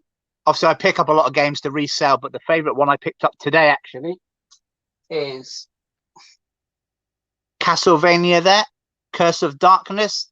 Now, I picked this up. I won't mention how much I picked it up for, but it sells for about £65. So that was a very, very good pickup today. Again, complete with its manual. I would love to keep it, but unfortunately, it will be sold on my eBay. Obviously, I do eBay now full time, so I can't keep as much stuff as I would like to. But no, it's good. That was definitely pick up today. That was Castlevania game. I would keep that one. Yeah, it's tricky. If you keep one or two, you end up out of business pretty fast. I mean, there's some lovely stuff I've had over the years that I would have loved. I remember a couple of years ago, I got a Mega CD 2, and it was brand new in the box. Like, it had never been used. It was immaculate, and I would love to have kept it, but you've got to draw the line sometimes, you know. But some stuff I do keep. Very true. Mega Drive, I tend to keep a lot of Mega Drive stuff, being that's my main collection. A few bits and pieces I pick up. I love James Bond movies, and they did an Action Man James Bond in the box, and I kept that. That went in my games room as well. It was super cool. So, did you used to play with Action Men? Was you like really? Action Men? No. I was never really into it. I think I had maybe one or two that I picked up that I got for Christmas and stuff, but it wasn't really. Mine was He-Man was the big one. Yeah, I like the He-Man. I had an uncle. I think it was my mother's friend's uncle. He worked for the company that made Transformers. He worked for the toy company, so I got loads and loads of them when I was a kid. But then it got to the point where I got a bit older and I kind of got into video games and stuff. So, but I had some really nice stuff back in the day, and Turtles. I used to love Turtles, as most Yeah, kids, that most was 90s my kids main did. thing, the turtles. My Yeah, mum and dad went heaven to hell to get the turtle fan for me Christmas Day. They were just selling out. I mean, it was my mum and dad's. We used to love that film, that Christmas film, Jingle All the Way, is it, with oh yeah, yeah, Arnie Schwarzenegger? And my mum and yeah, dad said that's so accurate the way how they went to buy the turtle fan for me. They went yeah. all through the whole of Kent basically to pick me up. This little spoiled brat turtle fan. Do you remember? Do you remember Crash Dummies? I do. I never had any of them. Yeah, I had quite a lot of them. It's kind of, you bash them in and they kind of like break into different parts. Yeah, I had quite a lot of that. So yeah, that was what I was kind of into. And then kind of I video agree with games that. came along and kind of, That comment from Eddie. I don't know if you can see that, Chris. Can you? I can only see the one from Rollercore. But yeah, that's it. Yeah, that's the one. I agree with that. If people don't need fancy intros or fancy anything, people like the channels for the person. Yes, I tried adding a intro recently, and I think I'll take it out again. I've had it in before, and it's just kind of pictures of me in different places and stuff that I've been, and it's all right. But yeah. If people like this, if people like the subject matter, it doesn't really matter what fancy like in. I've got the best intro. GameZone. I'm sure people must get. You've got a catchphrase. It's even better. I'm sure people must get pissed off. Who is this bird that shouts out GameZone Birdroom? They definitely remember it though, don't they? Yeah, I think that's sort of what helped the channel grow, was that stupid catchphrase or just me shouting. Do you ever get much questions about the birds in the comments? No, the odd time. No, not really. Yeah. I just think it makes the channel just a little bit different and stand out, doesn't it? You see a name called GameZone Birdroom and you think, what the fuck's this? And so you click on it. It's playing Street Fighter against a parrot. Yeah. Can anyone remember Food Fighters? I had loads of figures. Food Fighters? No. Don't remember. No, I don't remember. When was it? 90s, was it? Rollercore. I would imagine so. He's about our age, Rollercore. He looks in his 20s, the lucky git. So yeah, this is some of my. I have a thing for Megazords, Power Ranger Megazords, probably because I never had them as a kid. So I kind of picked up bits and pieces of Megazords. Is that the original Megazord there? No, that one there is the White Rangers one. Oh, that's brilliant. Love that. I've got a couple of bits and pieces. There's a bit more modern stuff there, but yeah, it's Megazords. I picked up a job lot of maybe 6 or 7 of them, and there was a couple I thought I got them for a really good price. I'll keep these couple and I'll sell the rest. I've got they brought out Power Rangers had a 6-inch figure as well, so I picked all them up. I kept them as I picked up job lots and stuff. But no, I picked up recently, maybe 6 months ago. There was from eBay actually. I got a massive original He-Man bundle, and nearly all of the figures had all their accessories, which is obviously quite hard to pick up, and that was difficult. That was difficult to sell. There was some of them like you just never find them with all their accessories and stuff. And I paid a good chunk of money, so I had to resell it all. But some of it was nearly staying with me. I remember when you picked up the modded Xbox and the arcade stick. I know you so badly wanted to keep that, didn't you? Yeah. Well, like I said, I've always wanted an arcade stick like this. It must be so hard when you do sell stuff to actually get rid of it. Yeah, you need to try and keep not have an emotional attachment to it. There's some bit. I mean, a lot of the figures I have in my collection, like the dotted around the room, are broken figures. Like the legs are broken or stuff, and I just give them a little home rather than chuck them in the bin. But yeah, some of the stuff is really quite difficult to to part with, but you're buying it with the intent to sell it. You're not buying it for yourself. Then you have to sell it, so it's not too bad. But yeah, it can be difficult. Mega Drive stuff, that tends to be the one thing that I don't sell on. I tend to keep that. If I don't have it in my collection, I tend to keep hold of it. But yeah. So Kay's channel's basically based around his personal nostalgia for retro gaming. Okay. I was into import games since the early 90s, so it's a trip back down memory lane for me. Nice. Which I think that's pretty much, especially all the people in the comments, pretty much that's why we do YouTube. It is to get that nostalgia back. Definitely. That trip back down memory lane. So yeah, I totally agree with you on that one, Kay. I'll definitely check it out, Kay. There is only one space for one intro on YouTube, and that's GameZone Birdroom. Cheers, Eddie. I think I might start using GameZone Birdroom's intro on my videos as well. I mean, you were the first person I collaborated with on YouTube, Chris, and that video done really well for us. That did very well. It's one of my most popular videos. Do you remember what we did? We were just having a bit of a chat, weren't we? It was, yeah. Because I basically, I think that was around about the same time I found your channel, and I remember reading to get a few more subs and that, do like a collaborate with someone with about the same size channel. I think we had about the same size, about 30 subs, I think. Yeah, I remember that. Yeah, and so I contacted, because I already brought a couple of games for you, I think. Yes, yeah, I think and so. And I said, do you want to do a collab video? And you said, yeah, sure. And it was basically, I can't even remember what the video was now. We're maybe talking about our collections and different things we collected and different games we liked and stuff. But yeah, that did really well. That was a really good video. Oh yeah, it seemed like such a long time ago now. It was a long time. A lot has happened, like lockdown and pandemic and everything, isn't it? Yeah, that wasn't even a thought to anyone, was it? You know. No, that was. I haven't been down that road.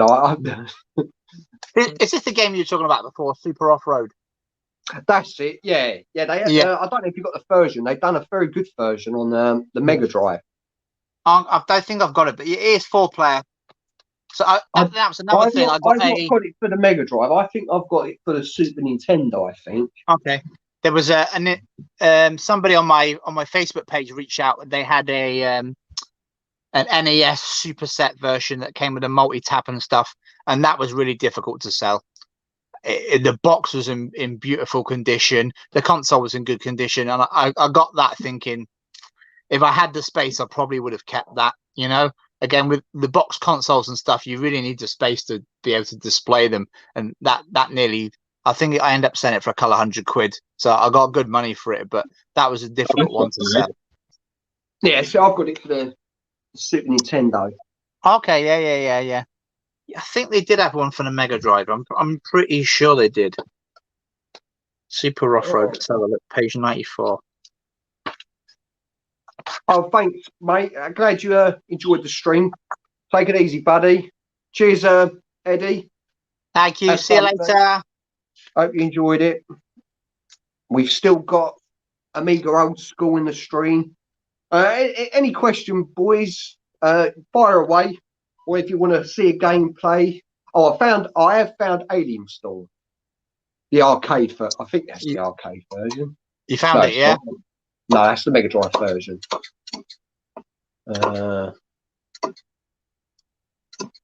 Sure, the arcade version is on here.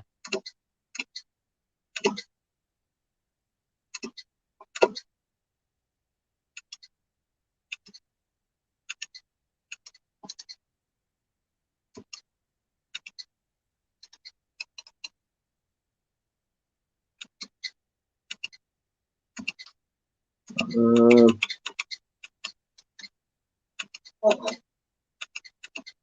sure it's on there.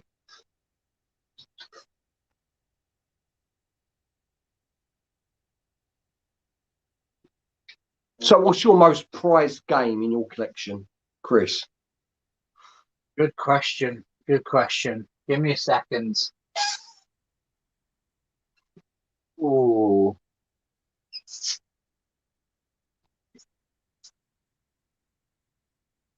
Possibly Pro Protector. I think it's maybe. It's tricky because do you go a rare game or a game that brings back the most nostalgia to you? Do both. Do both then. I would say then.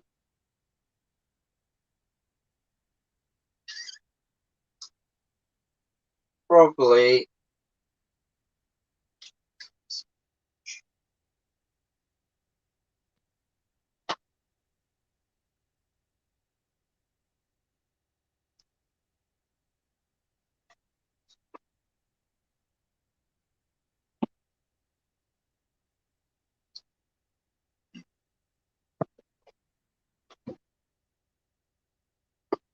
I'm going to pick three. So I'm going to pick three. The most probably Did the most I expensive. say you can pick three? The most expensive is probably Pro Protector. Good game. The hardest game for me to find is Mega Game 6 Volume 2 because you just don't see it about anywhere. You see the first one about, but the second one you just don't see it about, and I was super stoked when I picked that up. And one of my favorites, apart from Sonic 2, which is my favorite game on the Mega Drive, Kid Chameleon on the Mega Drive. That's supposed to be a really tough game, isn't it? That's supposed Yeah, to be a really tough game. It's nostalgia more than anything. I had a friend when I was a kid called Craig, and his mum used to love playing it, and we'd all sit around the living room playing it for hours and hours. Me, him, and his mum. And she sadly passed away a couple of months, or maybe 6 or 7 months ago. And I end up playing the game again and again and again after that, you know. So it brings back some good memories, that game. But Sonic 2 is probably my favorite Mega Drive game of all time. It's one I go back to time and time and time again. If I'm looking for a game, obviously you fire up the Mega Drive and you're looking for a game to play. There's so many there. Sonic 2 always gets picked out all the time. It's definitely a game you can. I know every single level off by heart, but it's a game I love playing, and it's definitely one of my favorites. But yeah, I do love Sonic. I do love Sonic the Hedgehog 2, and it is the better game out of 1 and 2. But for me, yeah, the original is so. I've got so much nostalgia for that game. As soon yeah, as soon as that intro comes on, it still gives me goosebumps to this day. yeah. So I mean, that would definitely be probably my number one pick. But for Yeah. expensive game, probably my most expensive one is probably for the Saturn. If you get it in really good nick, like this version's in good nick, it's probably fetch you probably between Golden Axe to Duel. I've never played it. I've actually had a copy of it, and I never got round to playing it. I think I ended up selling it, but it's decent. It's a fighting game, yeah. Oh, it's a quality fighting game, and it's a gorgeous one too. I think it's very underrated, this fighting game. And yeah, this will probably fetch between, a sort of rough looking version, £70. A good, really good quality with manual, probably about 120. So that's probably my most expensive game in my collection. Yeah, I mean, I've got other good games. I've got I got Mega Man X on the SNES. Again, I got cartridge, and I bought the hard plastic shell for it because I mean the cartridge was 40, 50 quid, you know, and the hard plastic case is decent, you know. Here's a question from Steve. What's your favourite gaming franchise? Thanks for joining the stream, by the way. Difficult. Because there's things like Sonic the Hedgehog. I love the older stuff, but I've tried. I mean, Sonic Mania was okay. Don't get me wrong, but there's only a couple of games in there. Gran Turismo 2. I spent hundreds and hundreds and hundreds of hours on that game. I put a lot of time into it. So there's games like that, you know. I love driving games. I love platform games. I love fighting games. I probably had maybe 10 different versions of Street Fighter. So there probably isn't one that stands out from everything else. If I had to pick one, probably Sonic. Again, it's a game you can always kind of go back to, but it's more a specific game rather than a whole franchise itself. What about yourself? Franchise, I probably would have to go for Resident Evil. Yeah, good shout. The first four games I loved. I mean, number one really set the tone. You know, this spooky haunted house. I mean, when I used to play that in the dark, I used to pretty much shit myself. Yeah, I think I've got. It's the settings as well, isn't it? You know, this big mansion in the middle of the woods. I mean, you've already been chased down by bloody zombie dogs or whatever they were, and you know, it just built that setting so well. I think I've got maybe 15 Resident Evil games. I went for a bit of a stage of collecting Resident Evil. Have you played much Silent Hill? I've never played Silent Hill. Good, you'd enjoy it if you like Resident Evil. Yeah, I need to look at. Is it Dino Crisis? That was from the same makers as well. Dino Crisis 2. I've got on the PS1. PS, yeah, I was just about to say PS. Yeah, Dino Crisis 2. Made by Capcom. If you what about you, Steve? Let us know in the comments, Steve, what your favourite franchise is. I tell you what I have recently enjoyed though. I was quite late to the whole Mario franchise. I mean, Mario 64 was the first one I had, and I love going back and playing old Mario games. And it was not something I really played. You were really late. Mario 64. But I was a Sega boy, so I never had a Nintendo. I never had a Super Nintendo, not till about maybe 10, 15 years ago. And I've gone back and played them even on the DS and ones on any console. Mario is really, you can see what it's lasted the test of time, you know, and they're really well made games, and you can pick them up and just play them as much as you want. And I never they are quality platformers. Yeah, they really are. I mean, they set the standards, didn't they? That every platformer sort of tried to aim for. Yeah, of course. Yeah. Alan said, my brother, he said, what's your favourite WWF Hasbro figure? I'll show you, and I'll tell you show us your collection. Because my brother's got a really good collection. Can you see it there? Yeah. Yeah. Unfortunately, a lot of the ones, again, I picked up a massive load, and a lot of them have to be resold. So these are kind of the ones I've kept. I've had some really expensive stuff, but this would be Hulk Hogan would be my favorite because it was the first one I ever got. It was the first, probably 89, early 90s, I think it was, and they brought out about 5 different Hulk Hogan figures. Yeah, the original version was about 6 series, wasn't there? Was there 6 series, something like that? Yeah, the Hasbro, they released 11 series. 11 Hasbro series, figures. Yeah, they released 11. The last series is very expensive because they didn't make as many of them, so they're very expensive to get hold of. Yeah, was that Giant Gonzalez? Was that Giant Gonzalez series? It was a couple of them. I can't remember off the top of my head. Favorite figure, probably Doink the Clown was pretty cool. I've had that again. I've sold it on. But yeah, they just fit in the games room pretty well. You know, they just sit on a shelf.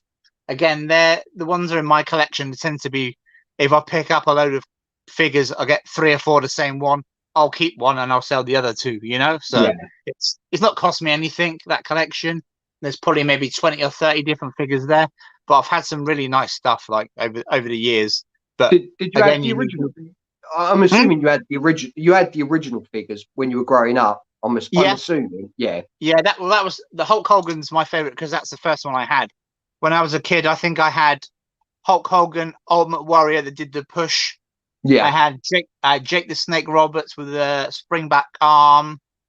I think I had the Bushwhackers. Was probably the only tag team I had.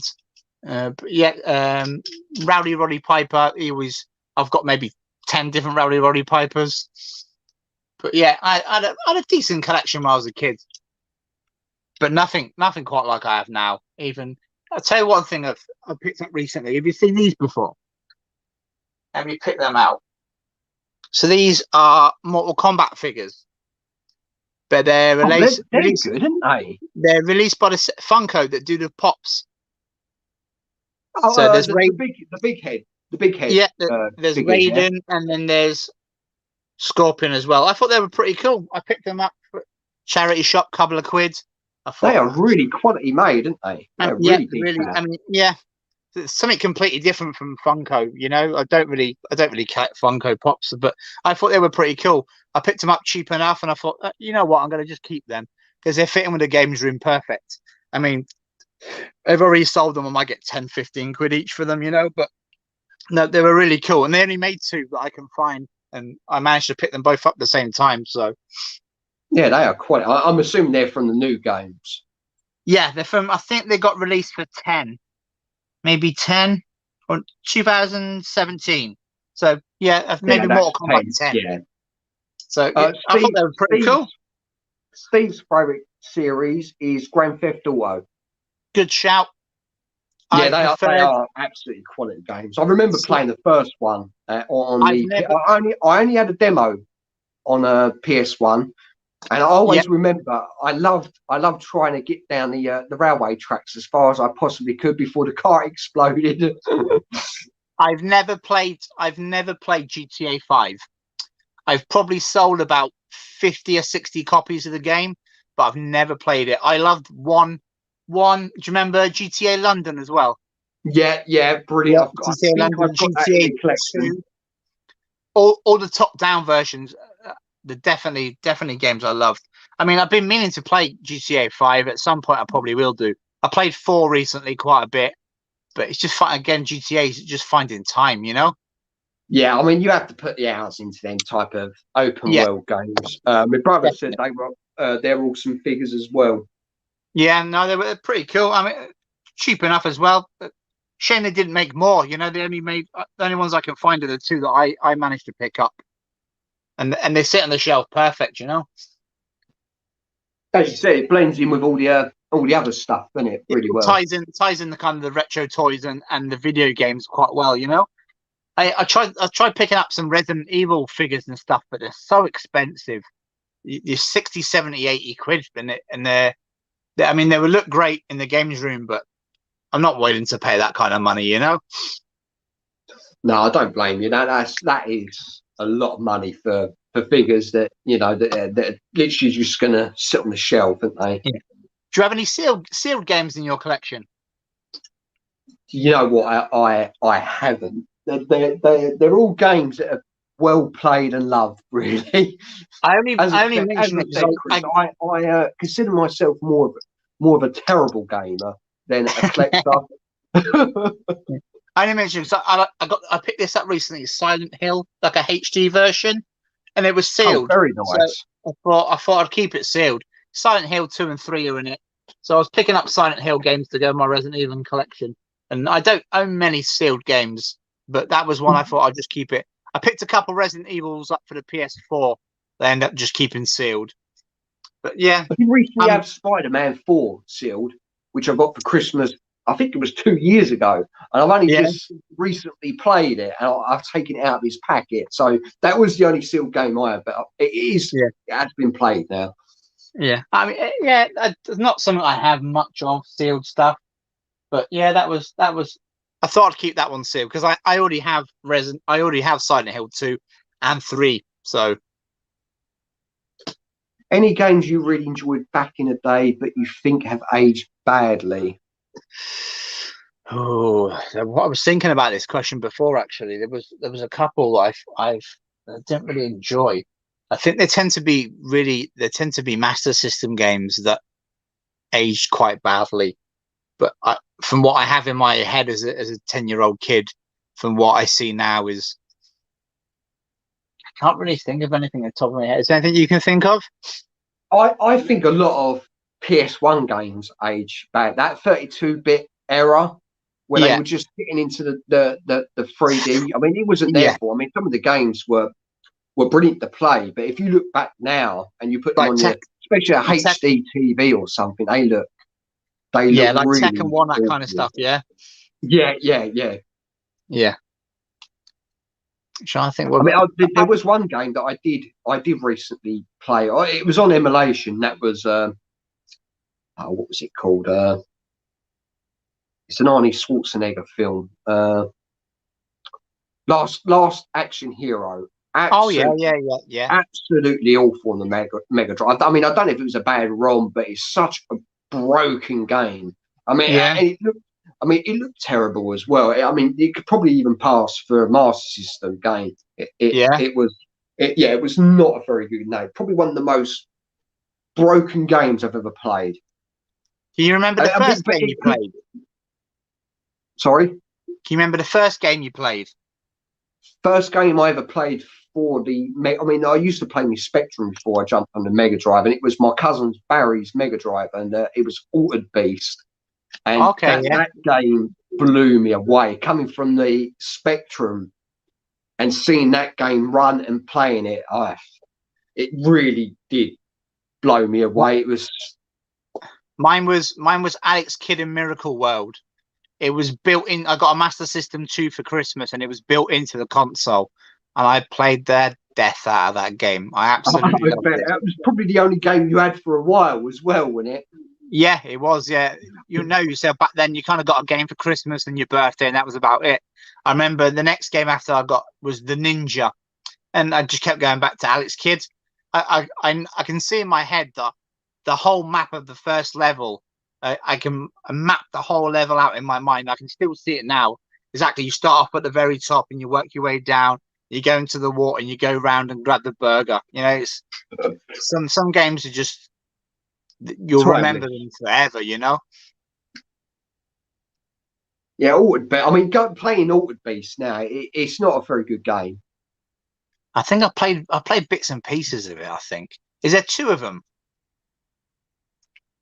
Yeah, apparently they sort of Feed Me Chicken recently done it on his latest channel. He picked up from one of his mates. He picked up Altered Beast for the PS2, I believe, and it's sort of like a re-image of the original. Okay, which looks quite interesting. I mean, he didn't. I don't think he's played. I think he spent about 10 minutes, but he said it's a game that he wants to play more of. So. Yeah, because there's the Shadow of the Beast as well, isn't there? There's 2 of them on the Mega Drive. There is only one Altered Beast. Yeah.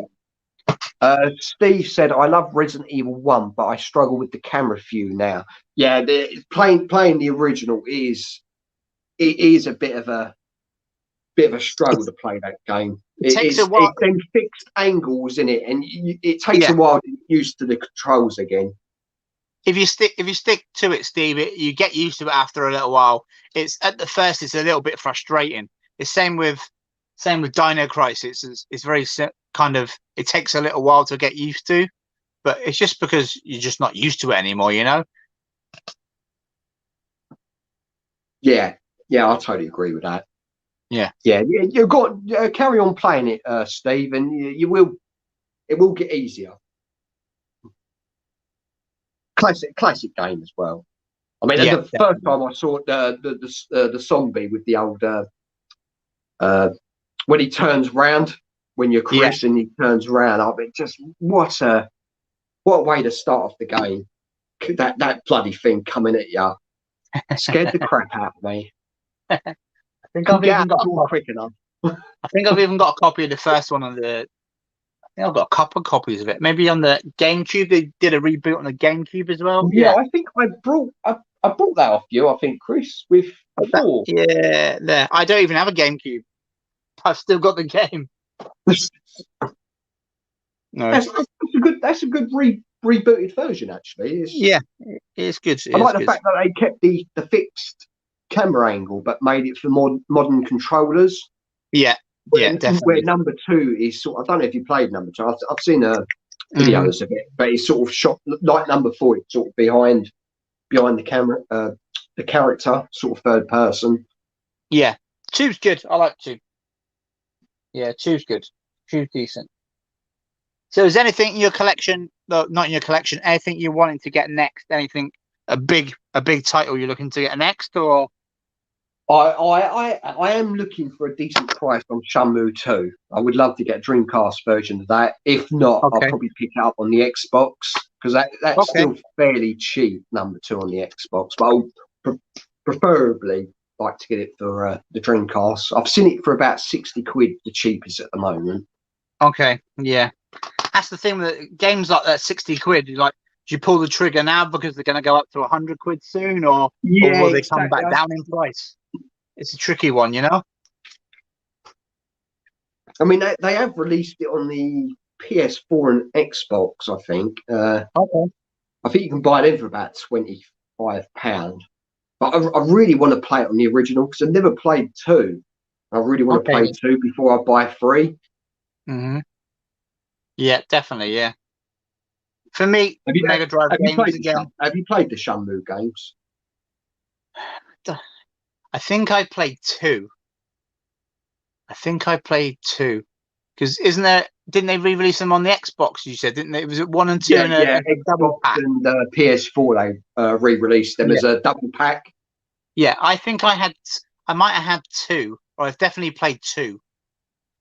Because it's the thicker, the 4 discs, is it? 4 disc. Yeah, Yeah. No, yeah. decent. Yeah, I mean, I I've brought got. the original off my mate Ben from school. He Okay. sold his Dreamcast, and I brought that off him, and it was in pretty good nick, and I've kept it in good, pretty decent nick as well. And it's probably one of my prized games in my dream. I mean, it's not the most expensive. You can pick up for about 30 quid, but yeah, it's a beautiful, Nice. You got the beautiful game. cardboard sleeve, yeah. Yeah, in a cardboard sleeve. Yeah. Yeah. I mean, I had a list maybe a year or two ago of games I wanted to buy, like ultimate games I wanted to buy, and things like Zelda Ocarina of Time and Mario Kart 64 and that kind of stuff, you know. And I picked up a few bits and pieces, but Shenmue is definitely one I'd like to add to the Dreamcast collection. As I mean, mine's pretty small. I've got Echo the Dolphin, Resident Evil. I've got just a lot of random games for the Dreamcast. I don't really have anything like Shenmue, you know, and it seems a shame because I really like my Dreamcast. Yeah, and it's definitely a game worth. I mean, especially if you like them sort of role playing, open world action games. I mean, I don't know if you're a big lover of them, but Yeah, I do. Like it's just it's time again, you know. yeah, It's yeah. having. I wanna kind of sit down, even if I'm on holiday, and have a day and just kind of spend the whole day just chilling out and putting a good few hours in, you know. But what I'm doing, I'm on a holiday at the moment, and that's pretty much what I'm doing. That's why I'm doing this stream as well, because you know you got a bit of time to just do what you want, Yeah, basically, of and course. yeah. And I thought I haven't chatted to you for ages, so it was, and especially where you picked up the Pandora box. I thought it would be a Yeah, great idea to get you on. definitely. You know, no, I've had a really good time. Oh, I'm glad you enjoy yourself. I mean, we've been going over 2 hours. Yeah, Our missus yeah, will probably be quite upset with us. yeah. If it's time for bed soon, my age. Yeah, yeah, definitely. I mean, what is it? I mean, it's still. I don't know. Where are you in Scotland? Aberdeen, isn't you? Aberdeen, yeah, down Yeah. the Is it road from still? you now. Is it still light out? No, not anymore. No, So it's here, not. It's not dark, but it's not like. I don't know if you can see this from out the window. It's literally still light outside. It's not that light here. Let's have a look. I don't really have much of a window in my room. No, it's pretty dark. It's not bad. Yes, it's strange, isn't it, Scotland? Yeah. How's the weather been up your end? It's been quite nice actually. A few little rainy spells, but yeah, been mainly sunny. Good. Spent probably about an hour in the garden playing football with the dogs and that. Yeah. So I was last week. I was got a good bit of sun. Like not so much this week, but we're doing eBay as well. I can kind of when it's a bit sunny, I can go and spend a bit of time in the sun. You know. Yeah, yeah, Yeah. yeah. Don't see much sun up here, do we? No, you've got to get it where you can. Here we go. This is a question from Steve again. What 3 games would you say in a flood? Ooh, okay.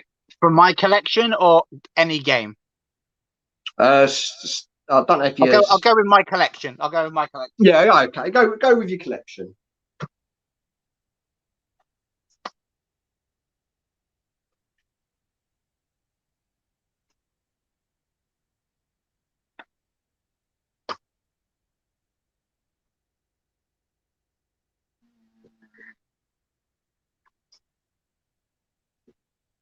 I'll try and pick different consoles as well. Mix it up a little bit.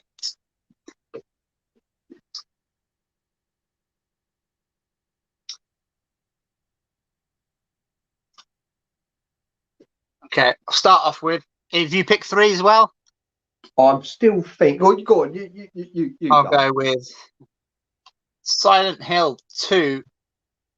Great game. Absolutely love it. Spent plenty of hours playing it. It's a special edition as well, so I'd save that one. Next up, Sonic 2. It is what it is. And GoldenEye, I would save. Absolutely love this game. Love playing it. Play the missions over and over and over again. So if there was a flood, there'd be the 3 that I would save. Not necessarily the most expensive games or hard to get, but 3 of my favourites. Sometimes it's more nostalgia, isn't it? So yeah, if I was to pick 3 games, I would probably Sonic 1. Okay. And then nostalgia reasons, it would be International Track and Field for the PS1. Nice. Just due to the fact that the amount of great memories I've got playing with my dad and my brother. And then again, for the Sega Saturn, not the most, I mean, probably the cheapest game you can get for the Sega Saturn is Sega Rally 1. Nice. Again, that's a lot of fun memories playing with my brother. They would probably be 3 games I would save. Well, we were talking about before the most expensive games. I forgot I had this, but Shining Force 2 is now really gone up in price. It's really shot up. And I got it for cheap enough, you know. Shining Force, decent game. But yeah, it's really... RPG, is it? Yeah, RPG, yeah. I mean, I think they brought out, I want to say maybe 3 or 4 on the Mega Drive. The Shining Force 2 is the price is just doubled from when I bought it, so, which is always good. But yeah, that's probably one of the most expensive games as well. Now I have in my collection. So, but would you save it in a flood? Now I'd save Sonic 2. I don't blame you, mate. Absolutely. Well, it's a classic game. Yeah. I think Mega Drive's biggest selling game, wasn't it? Yeah, I think so. Yeah, a lot of the when I did a lot of the videos now that the 10 most expensive games, but I talk a little bit about the console to start. And most of the best-selling games are games that got bundled in with consoles. So like Wii Sports is for the Wii, you know, and Sonic 2 came with a lot of Mega Drive 2 consoles. So, did it? Yeah, technically it probably is the best-selling game. But yeah, a lot of the time it's because they get bundled in with the consoles. So yeah, I knew Sonic 1 was bundled with the console. I didn't realise Sonic 2 was. Yeah, Sonic 2 tends to be bundled in with a Sega Mega Drive 2. So Sonic 1 was bundled in with the Mega Drive 1. What Mega Drive do you have? 1 or 2? Originally, I had the Mega Drive. I mean, I've got the original Mega Drive 1 back now. But yeah, I only ever had the Mega Drive 1 back in the day. So see, 2, I had the Master System 2 and I had the Mega Drive 2. And that's what I've still got now. So that's what I remember from a kid, you know. So that's kind of the way I went. That's probably why I didn't know it was bundled with. It was bundled with the Mega Drive 2. So the Mega Drive 2 would have came out, what, 93 then, wouldn't it? Yeah, I think so, yeah. Round about the same time as Sonic 2, what was that, 92? So, yeah, around 93, yeah. It would have been round about then, yeah. So, yeah, I mean, like I say, I've got the Mega CD there. It fits perfectly under my unit. Where the Mega CD 2 tends to fare a lot better than the Mega CD 1 as well. That's another reason I kind of picked that up as well. So, yeah, it was, used to sort of break down quite a bit, didn't it? The Mega CD 1. Yeah, I think it has a lot of problems with the laser and stuff. Yeah, laser kept on breaking down. Early on in that kind of technology, you know, so it's kind of understandable. It didn't sell very well either. I think it only sold about like 2 million units, didn't it? Something, yeah, might have even been 3 million. Even in the 32X sold less than 1 million units. I think it was Now, 900,000 units it sold the Mega 32X. I mean, it only has like 20 games. Have you ever fancied one of them yourself? No?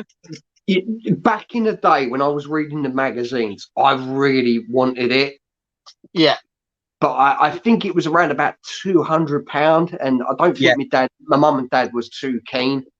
Yeah, and because obviously Saturn was already being mentioned in the books as well as a standalone, 32 system.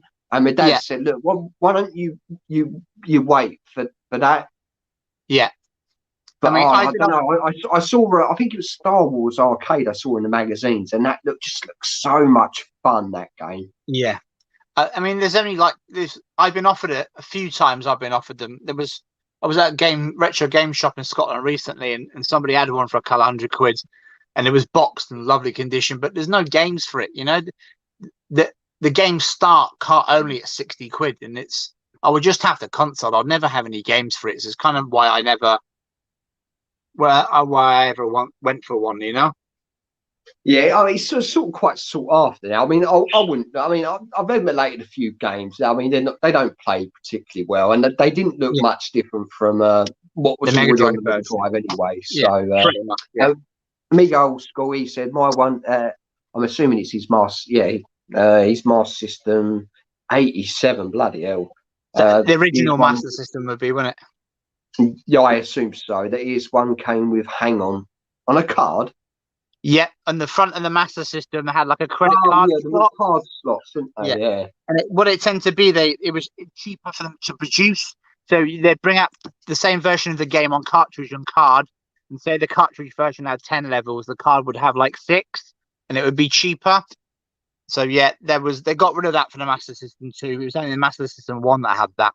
A lot of collectors for Master System like to pick those up. They look pretty cool. They're like a fit credit card. Oh right. I didn't even really know that. Amiga old school. I left the console Master System in '92 and went to the Amiga. As in the computer? Yeah. Yeah. Because even Amiga had a couple of consoles, didn't they? They have the Amiga 32. Yeah, the Amiga 32. Yeah, I believe that was that disc. I believe that was disc based. The Amiga 32. Yeah, I think it was Amiga 32 CD. Maybe it was called. Don't blame you. He never sold it. Don't blame you, mate. Good. Oh, there we go. Yes, CD. The CD 32 and the CD TB. Yeah, I think there was an add-on to it. Even like the Atari Jaguar, I've looked at that a couple of times. It just my mate's got one, and it looks like a nice system, but again, games are expensive for it, so you'll end up having just a couple of games, and it's a shame, really. I'd rather have a pad ever as well. Yeah, I'd rather have a Mega Drive or an N64, that I can buy a decent amount of games for. That joypad had about 100 buttons, didn't it? That Atari. It was about that big, and it had fascias that came with each game. You had to put on the fascia, and it would tell you what each button did. So each game, the buttons did different things, and you got like a little fascia that stuck on the front. I mean, the problem is you'll be looking at the joypad, wouldn't you, and not the thing. Oh, what button do I press now? Yeah. I want to say it had 9 buttons or possibly 12. It had a lot. It was a big old thing. Like we did a couple of years ago, we did the history of video games event, and we got all the obscure consoles and stuff. We got the Atari Jaguar out, and people seemed to enjoy playing it for something different. Not a lot of people had seen it before, so.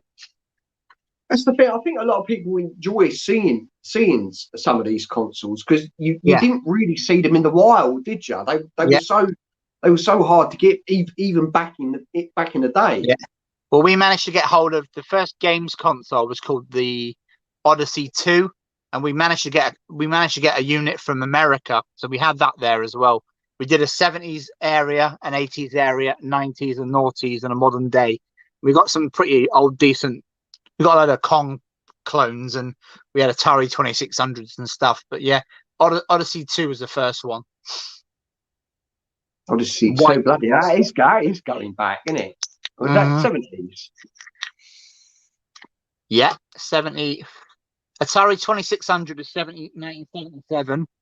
So I think it was towards the start of the 70s, this original games Yeah, console. 72, 73 maybe.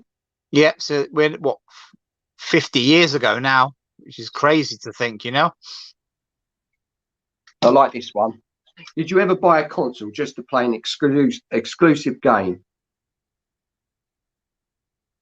Steve PS1. bought a PS1 just to play Ridge Racer. Yeah, good shout. I bought a PS1 to play Spyro the Dragon. It was a lot after the PS. There's a lot after the PS1 came out. I mean, one of the best-selling games consoles of all time. You know, you got GTA. Yeah. I remember. I still had. I think I had the Mega Drive still, and my neighbor got a PS1. We sat for hours playing Tomb Raider, but we couldn't even play two-player. We used to just take turns in it. I was just happy sitting watching him play it. It was like, wow, I need to be getting one of these. I think my dad had one, and he gave me his old PS1, and I was like, yeah, I need to get. This is what I need to have for Spyro. It was a really great game. Another game I like going back and playing as well. You know. Yeah, I brought Xbox 360 due to just seeing a trailer of Dead Rising. Okay. As soon as I saw that trailer for that game, with the amount of, I believe it was like 500 zombies on screen, I knew I needed to buy it. And it, you know, in the trailer, it was saying exclusive only to Xbox 360. And I thought, right, that game I have to buy. I have to buy that console as well. And that was it. The first time I've ever actually bought a system due to just one game, basically. Have you played Left 4 Dead? Yeah, I love Left 4 Dead. Yeah, two I absolutely loved. Absolutely both of them quality games. Yeah, I would love. I don't know if they are. I did hear rumours they were releasing sort of a third one, but it's called a different game. Okay. It's done by the same studio that did Left 4 Dead, but they haven't got the rights to use the Left 4 Dead name. So okay, yeah. So that should be really good, and I think that I believe that's coming out for the PS5 and the Xbox. Maybe even the PS4. There's a couple of companies have said they're not going to release games for the PS5 because people can't get hold of them. So to sell a lot of copies, they're going to still release stuff for the PS4, which is good. You know? Oh yeah, that is good. Yeah. I mean, there's nothing really at the moment that I want to buy the new consoles. Yeah, definitely. Yeah, I mean, my PS4, I use it every week. You know. I'm just quite happy to play my retro systems. Yeah. Let's see. Need a games cube. Oh, Amigo old school. He said he needs a games cube and a Saturn. Yeah, and that's it for me. Two quality consoles there, Adam. Yeah. Unfortunately, I don't own either of them at the moment, but I've probably had maybe 60 or 70 GameCubes over the years, and a few decent Saturns. But yeah, definitely two that I need to add. I mean, in my setup now, I've got PS2, N64, Dreamcast, PS3, SNES, Wii, PS1, and 360 in my games room. And in the living room's a PS4. And underneath, I've got all the mini consoles. Well, I've also got my Mega Drive as well here. All the mini consoles are in a drawer down there as well. Do you play them much, or are they just more for show? Not really. Yeah, not really. Because they're kind of in a drawer, they kind of get forgot about a lot. And because I've also got so many games for the Mega Drive, that tends to be my go-to. That and the N64 I play quite a lot. Obviously, sometimes I need to test games as well before I sell them on. And that's when other consoles get used. It's pretty handy to have quite a lot of consoles here. But yeah. Steve said the T-Rex moment in Tomb Raider 1 was great. Yes, it was. Yes, it was. It was just like next level, you know. I remember. I've only ever played it on the demo disc, and that was with this massive, great big bear.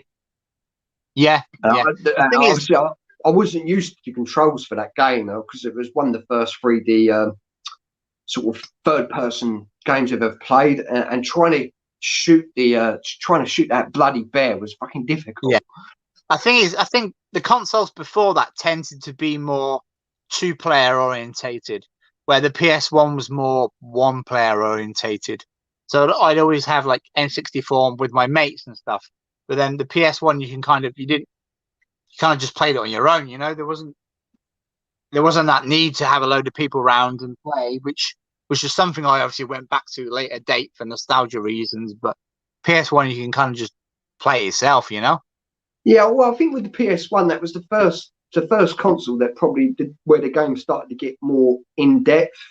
A Yeah, lot more definitely. Yeah. cutscenes, that sort of stuff. You could get more involved into the story of the game. Yeah, definitely. I mean, it was what 96 PS1, so it's not right slap bang in that era of retro consoles, but it tends to get overlooked quite often.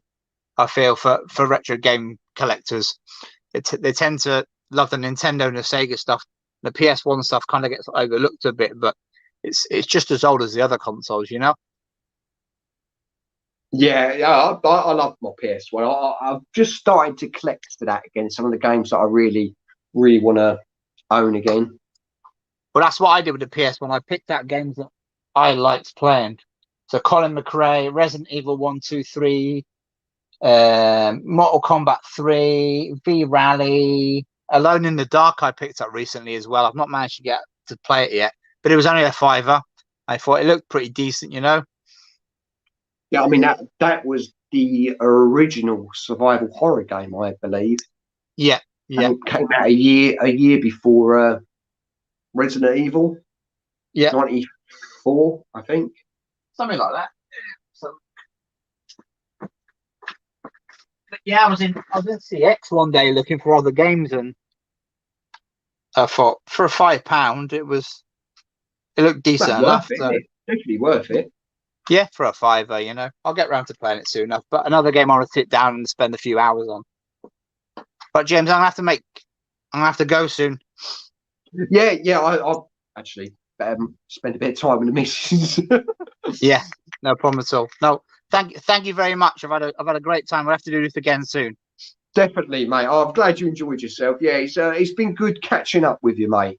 Definitely, and you, mate. Thank you to everyone who left comments and asked questions down below as well. Thank you for hanging around, listening to us talk as well. Thank you very much. Cheers, Chris. I'm going to put you backstage, mate. All right.